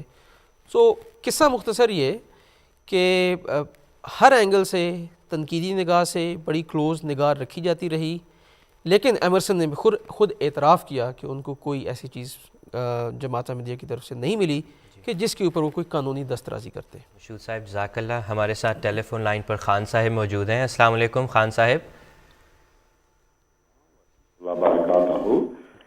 جی خان صاحب، آپ کیا سوال پوچھنا چاہتے ہیں؟ بڑی گزارش کی تھی وہ آپ کے کنٹرولر سے کہ مجھے 3-4 منٹ چاہیے، میں بھی تبصرہ کروں گا، یہ تاریخ کے حوالے کچھ دوں گا، تو آپ کے سامعین اور ناظرین کو بڑا لطف آئے گا آج کے پروگرام میں۔ جو کچھ کروں گا اخلاق کروں گا، پیار سے کہوں گا، اس لیے میں اب شروعات کرتا ہوں، اجازت ہے؟ خان صاحب آپ کو اجازت ہے، صرف درخواست ایک یہ ہے جو ہم ہمیشہ کرتے ہیں کہ ایک معین بات پوچھ کے معین سوال کیجیے۔ چلو میں پھر یہ بتا دیتا ہوں، انگریز سرکار نے 1500 ایکڑ پونے 12,500 ایکڑ تلکداری میں دے دیے۔ اس کے علاوہ ضلع منٹ کمری جو آج کل ساہیوال کہلاتا ہے 15 مربع، اور سندھ میں 5,000 ایکڑ دے دیے تھے۔ خان صاحب یہ بھی بتاتے چلیں، یہ بھی بتا دیں کہ آپ یہ کس حضرت مسیح موعود علیہ السلام کی کس کتاب سے یا کس مستند روایات سے آپ یہ حوالہ پیش کر رہے ہیں؟ سناؤں؟ جی خان صاحب میں عرض کر رہا ہوں، آپ بتائیں کہ اس کا ریفرنس کیا ہے۔ آپ جو بھی ریفرنسز پیش کرتے ہیں ہمیں بتائیں بھی، تاکہ اس کے مطابق ہم آپ کو صحیح جواب دے سکیں۔ 1849 میں پنجاب سرحد انگریز کے قبضے میں چلے گئے۔ مسلمان آزاد قوم تھی، انہیں غیروں کی غلامی میں رہنا قبول نہ تھا۔ سنتے انگریز نے دوسرا ربا یہ کیا کہ جہاد کے متوالوں کو وہابی کہہ کر بدنام کیا، انہیں باغی قرار دیا۔ خان صاحب کس کتاب سے کیا حوالہ پیش کر رہے ہیں؟ کچھ تو بتائیں نا، یہی میں عرض کر رہا ہوں۔ ختم کیا جائے جس کی بدولت آج ہمارے محکوم غلام ہمارے خلاف اٹھ کھڑے ہوئے ہیں۔ خان صاحب آپ کو جواب کیسے دیا جائے اگر آپ ہمیں بتائیں گے نہیں کہ آپ کس حوالے سے کیا بات کر رہے ہیں؟ اس کے اوپر ہم تبھی کامنٹ کر سکیں گے نا۔ آپ یہ بتائیں کہ آپ کس کتاب سے یہ حوالہ پیش کر رہے ہیں، یہ جو آپ ساری تفصیل بیان کر رہے ہیں یہ کس کتاب کی تفصیل ہے، کہاں لکھا ہے؟ Lahore April May 2009۔ کتاب خان صاحب کس کتاب کا حوالہ دے رہے ہیں؟ جو کتابیں ہماری ہیں آپ ان پر یقین نہیں کرتے، جو آپ کی ہم ان پر یقین نہیں کرتے، لیکن ایک ایسی چیز ہے جس پر ہم سبھی اعتبار کرتے بھروسہ کرتے، وہ ہے قرآن مجید۔ خان صاحب ہم تو جو بھی عرض کرتے ہیں اس کا حوالہ دیتے ہیں، اس کا ریفرنس دیتے ہیں۔ آپ موسٹ ویلکم، آپ اگر سوال کرنا چاہتے ہیں کوئی آپ کریں، لیکن اس سوال کی بنیاد کسی مستند روایت پہ، کسی حوالے پہ، کسی کتاب پہ، صفحہ نمبر پہ، اس پہ ہونی چاہیے نا۔ تو آپ وہ بتا دیں، اس کے اوپر پھر ہم کامنٹ دیتے ہیں، پھر سوال کا جواب دیں گے انشاءاللہ۔ ان کو مطمئن کریں کہ 15ویں صدی آ چکی ہے۔ اچھا چلیں خان صاحب آپ حوالہ بھی چھوڑیں، آپ یہ بس بتا دیں کہ آپ کا سوال کیا ہے۔ سوال خان صاحب سوال بتا دیں۔ میرا یہ ہے کہ اب 15ویں صدی شروعات ہو چکی ہے، تو مرزا صاحب کا کہنا تھا کہ بس 14 صدیوں کے بعد سب کچھ خلاص ہو جائے گا۔ کیا ہو جائے گا؟ مرزا صاحب کا کیا کہنا تھا؟ 15ویں صدی ہے، تو جہاں تک میری آواز جا رہی ہے مطمئن کریں احمدیوں کو اور نن احمدیوں کو، یہ 15ویں صدی والا کیا چکر تھا، کیا چکما تھا، یہ ہے میرا سوال۔ خان صاحب میں آپ کا سوال نہیں سمجھا، بڑی معذرت چاہتا ہوں، آپ کوئی مجھے سمجھ نہیں آئی کہ آپ کیا جاننا چاہتے ہیں۔ مرزا صاحب نے 14ویں صدی کے حوالے سے کیا بات فرمائی جس کے بارے میں آپ تفصیل جاننا چاہتے ہیں، یہ ذرا مجھے بتا دیں۔ خان صاحب چلیں، خان صاحب ہم ہمیشہ ہی آپ کو بڑی خوشی سے دعوت دیتے ہیں، آپ کو ویلکم کرتے ہیں، آپ پروگرام میں سوال کیا کریں، لیکن ہمیں صرف شکایت یہ ہے کہ آپ سوال معین نہیں پوچھتے، حوالہ بھی جب دیتے ہیں تو اصل کتابوں سے چیک کر کے نہیں دیتے، بلکہ ایک سٹیٹمنٹ ہوتی ہے، اور سٹیٹمنٹ کی جب تک کوئی آتھینٹسٹی نہ ہو اس کے اوپر ہم کیسے کامنٹ دے سکتے ہیں۔ بہرحال آج بھی آپ نے کچھ حوالے پڑھے، میں معذرت چاہتا ہوں، ہمیں تو اس کی سمجھ نہیں آئی کہ آپ اس سے سوال کیا پوچھنا چاہتے تھے۔ اگر آپ کوئی بھی سوال پوچھنا چاہیں تو اگلے پروگرام میں بھی آپ کو دعوت ہے، آپ معین سوال لے کے آئیں، معین حوالہ پیش کریں، اس کا پھر ہم جواب دیں گے۔ بہرحال ہمارے پاس کچھ ٹائم ہے، نصیر حبیب صاحب آپ سے پوچھنا چاہتا ہوں کہ اب اگر ہم 1934 سے ذرا آگے بڑھیں تو 1947 میں یہ جو ہجرت کا فیصلہ تھا یہ کیوں کیا گیا، اس کی اگر کچھ تفصیل آپ بتا دیں۔ 34 کا میں تھوڑا سا ریفرنس دوں گا کہ 34 میں انہوں نے مشہور صاحب نے بڑا تفصیل سے کیا کیا ہمارے خلاف جو ہے یہ شروع ہوئے تھے انتظامات، اور کیا کیا ظلم و ستم، اور کیا کیا یہ سارے سرکار کے ہتھ کنڈے، اور جو شے پہ اصل میں وہ قوتیں تھیں۔ سر فضل حسین جو تھے ان کی تو انگریز بھی پسند نہیں کرتے تھے، وہ ذرا ڈپٹی کمشنر کو انہوں نے اپنے گجرانوالہ دربار میں منعقد کیا تو ڈپٹی کمشنر کو طلب کر لیا، وہ نہیں آیا تو اس سے ریزائن لے لیا، تو وہ ان کو سمجھتے تھے خود سر آدمی ہیں۔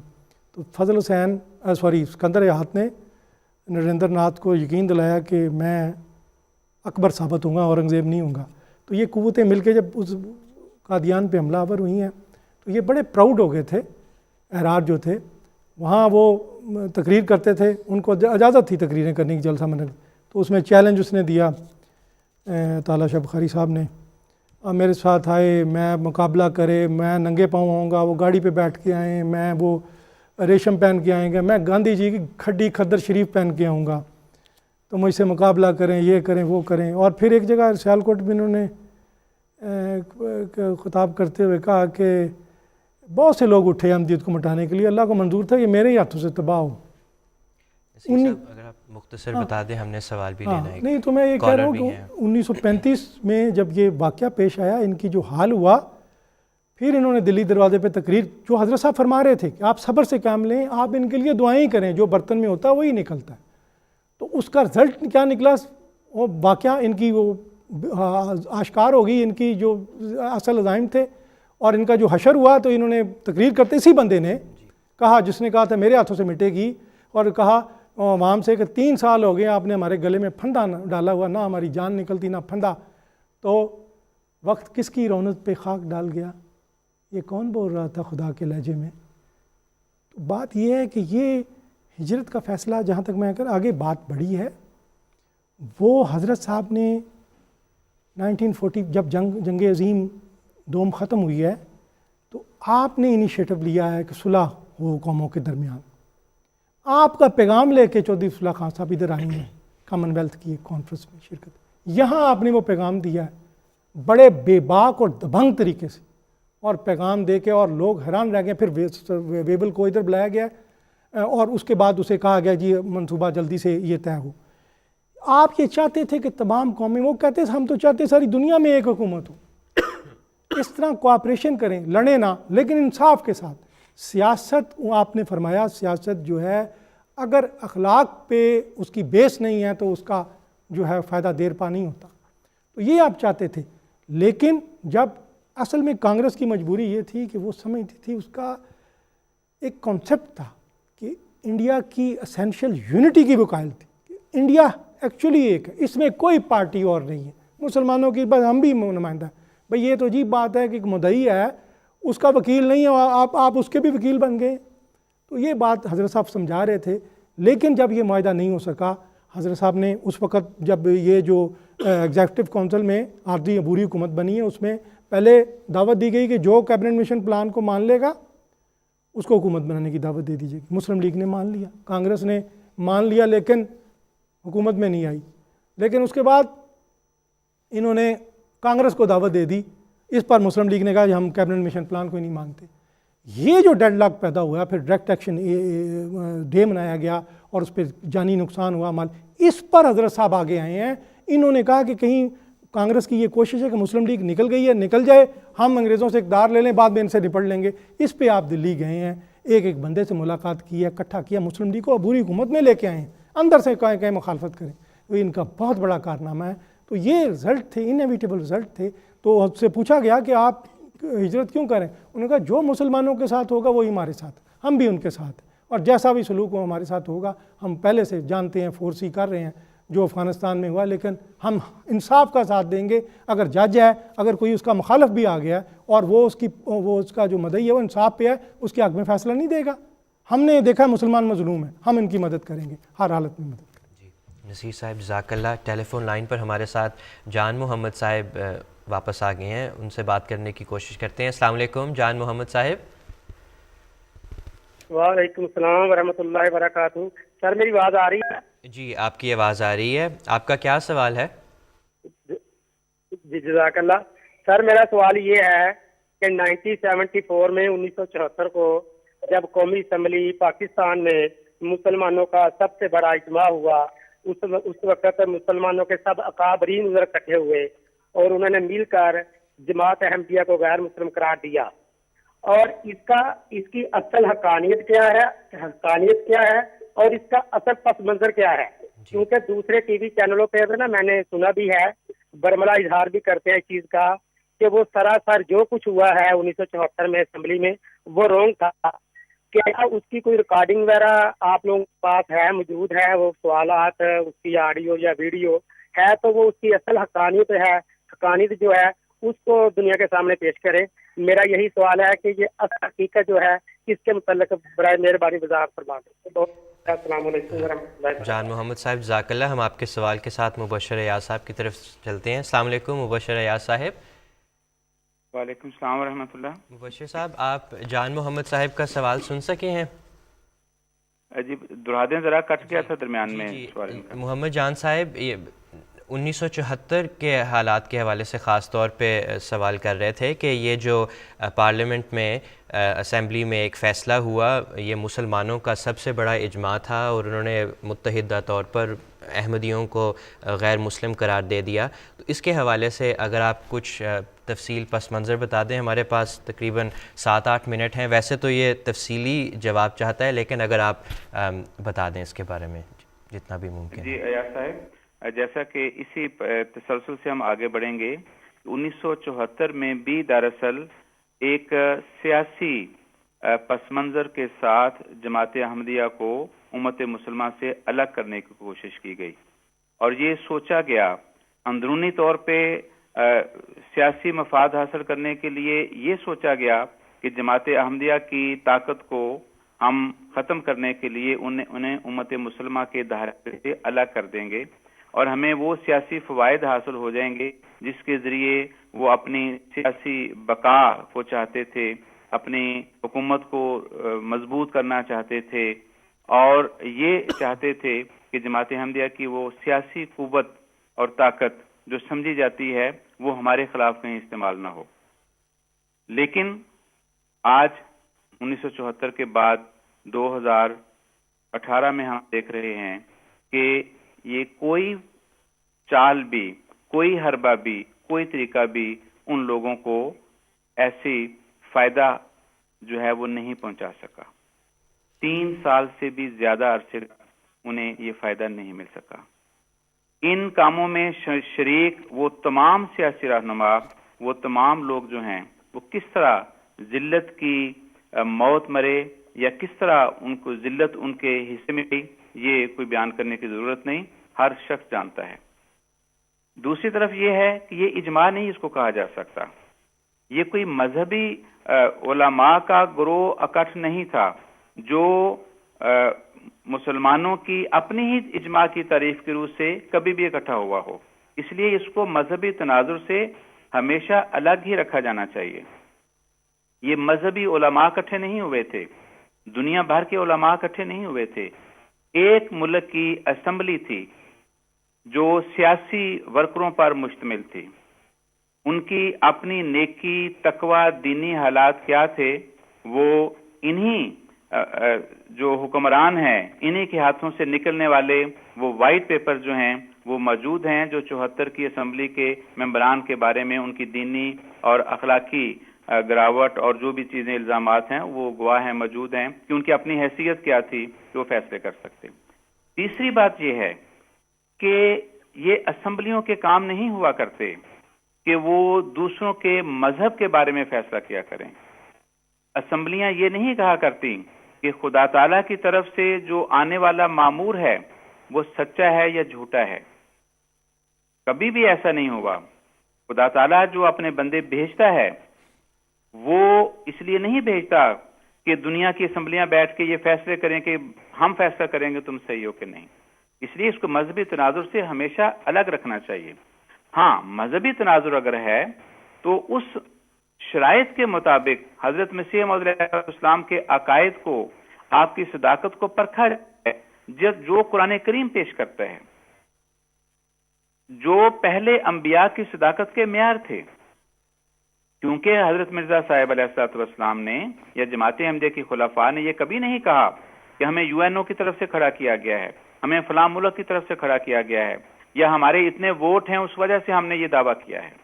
یہ تو الہی جماعتیں ہیں. قرآن مجید کی آیات، قرآن مجید کے دلائل، حضور صلی اللہ علیہ وسلم کی احادیث اور اللہ تعالیٰ کی طرف سے ہونے والے وحی و الہام، یہ جماعت احمدیہ کے عقائد ہیں. اور جماعت احمدیہ کے تمام وہ عقائد ہیں جو کسی شخص کے بھی مسلمان ہونے کے لیے لازم ہوا کرتے ہیں. وہ کلمہ طیبہ پر ایمان لاتے ہیں، نماز، روزہ، زکوٰۃ، حج اور باقی جو ایمان کے ارکان ہیں ان پر ان کا یقین ہے اور عقیدہ ہے. اس لیے 74 کے جو حالات تھے وہ سیاسی طور پر پیدا کیے گئے. ایک پلان، ایک سازش تھی جس کے تحت یہ سارے ہوئے، اور بعد میں یہ ایسے باتیں کھل بھی گئیں جتنی بھی تھیں. جیسا کہ آپ نے فرمایا ہے، کبھی تفصیلی پروگرام ہو سارا پتہ چل جائے گا کس طرح ایک ڈرامہ تھا سیاسی طور پہ جو رچایا گیا، کیا فوائد حاصل کرنے چاہے گئے اور عارضی طور پر سمجھا کہ ہم نے کر لیے ہیں. لیکن دراصل ایک تابوت تیار کیا گیا جو پاکستان کی سیاسی جماعتوں کے لیے، ان کے سیاسی حکمرانوں کے لیے تھا، جس میں ایک ایک کر کے یہ اس میں دفن ہوتے چلے جا رہے ہیں. اور اس خدا تعالیٰ کے نبی کی توہین کرنے کے نتیجے میں آج پاکستان اور ہر وہ مخالف وہ دن دیکھ رہا ہے جو کہ ایسے مخالفین دیکھا کرتے ہیں. لیکن دوسری طرف جماعت احمدیہ کی طرف سے ہمیشہ اپنے وطن کے لیے دعائیں ہیں جو آج تک جاری ہیں اور انشاءاللہ ہمیشہ جاری رہیں گی. احمدی کی خدمات ہیں جو پاکستان کے ہر میدان میں، فوج کا میدان ہو، تعلیم کا میدان ہو، صحت کا میدان ہو، جو بھی ہے، ہر احمدی شانہ بشانہ کھڑا ہے اور پوری کوشش کرتا ہے کہ ہم اپنا ایک ایک خون کا ذرہ جو ہے، قطرہ جو ہے، وہ اپنے ملک کی محبت میں، خدمت میں صرف کریں. کیوں کہ حب الوطن من الایمان حضرت صلی اللہ علیہ وسلم کا ارشاد مبارک ہے. ہماری دعائیں اور ہماری وفائیں اس ملک کے لیے ہیں اور ہر احمدی کے اپنے ملک کے لیے ہیں. تو اس لیے یہ ایک سیاسی ڈرامہ تھا جو کیا گیا، اس کی اور کوئی حیثیت نہیں تھی. مبشر صاحب جزاک اللہ، شکریہ بہت بہت. میں تھوڑا سا ایڈ کر دوں کہ مبشر صاحب کی بات کو، کہ جان محمد صاحب آپ نے پوچھا تھا کہ یہ جو پارلیمنٹ میں کارروائی ہوئی اس کا ریکارڈ، عام طور پر پارلیمنٹ میں جب کارروائی ہوتی ہے تو اس کو کم سے کم آڈیو ریکارڈنگ کی جاتی ہے اور پھر آڈیو ریکارڈنگ کا ایک ٹرانسکرپٹ بھی بنایا جاتا ہے. اب تقریباً 43-44 سال کا عرصہ گزر گیا ہے پارلیمنٹ کی اس کارروائی کو. پارلیمنٹ نے اس کارروائی کو پبلش نہیں کیا. تھوڑا عرصہ پہلے، چند سال پہلے ایک رپورٹ پبلش کی ہے، لیکن اس کے اندر انہوں نے اتنی شدید کانٹ چھانٹ کی ہے کہ جماعت احمدیہ کا جو موقف تھا وہ مکمل طور پر اس میں سے غائب ہے. تو ہمیں تو خوشی ہوگی اس بات کی کہ جان محمد صاحب اگر آپ بھی کوشش کریں اور کوئی اور لوگ کوشش کریں کہ گورنمنٹ آف پاکستان کو اس بات کے اوپر کنونس کیا جائے کہ وہ منون اس رپورٹ کو شائع کرے. اگر اتنا بڑا مارکت الآراء کام کیا تھا اس دور کے اندر تمام علماء نے، جن کا جان صاحب آپ نے ذکر کیا، تو اس کو عوام کے سامنے لانا چاہیے. خفیہ کیوں رکھا ہوا ہے؟ تقریباً آدھی صدی کا وقت گزر چکا ہوا ہے، تو اس کو سب کے سامنے لانا چاہیے. ہمارے پاس تو نہیں ہے یہ پوری رپورٹ. یہ بڑی اہم بات آپ نے بیان کی، کیونکہ عموماً یہ تاثر ہے کہ وہ مکمل رپورٹ ہے. نہیں، اس میں جماعت احمدیہ کا جو موقف ہے مکمل طور پر غائب ہے، جس کو ہم نے تحریری صورت میں محضر نامہ میمورنڈم کے طور کے اوپر پیش کیا تھا. ہمارے پاس اس کی کاپیز موجود ہیں، لیکن اس رپورٹ کے اندر اس کو مکمل طور پر حذف کیا ہوا. تو یہ رپورٹ ایسی ہے کہ جس میں جماعت احمدیہ کو مکمل طور کے اوپر خاموش دکھایا گیا اور سارے کا سارا موقف وہ جو غیر جماعت نے ہمارے خلاف اکٹھا کیا ہوا تھا وہ بھی، اور ایون اس کے اندر بھی جو رپورٹ شائع کیا اس کے اندر بھی بہت ٹھیک ٹھاک شارٹ کمنگز ہیں، کٹنگز ہیں، امینڈمنٹس ہیں، اور اس کی صحت کے اوپر کئی سوالات اٹھتے ہیں. اور اس کے حوالے سے ہم اگلے پروگراموں میں تفصیل سے بات کریں گے. مشہود صاحب، نصیر صاحب، سید مبشر ایاز صاحب، جزاک اللہ، شکریہ بہت بہت. انشاءاللہ اگلے پروگرام تک کے لیے آپ سے اجازت چاہتے ہیں. السلام علیکم ورحمۃ اللہ وبرکاتہ. ہم تو رکھتے ہیں مسلمانوں کا دین، ہم تو رکھتے ہیں مسلمانوں کا دین، دل سے ہے خدا میں ختم المرسلین،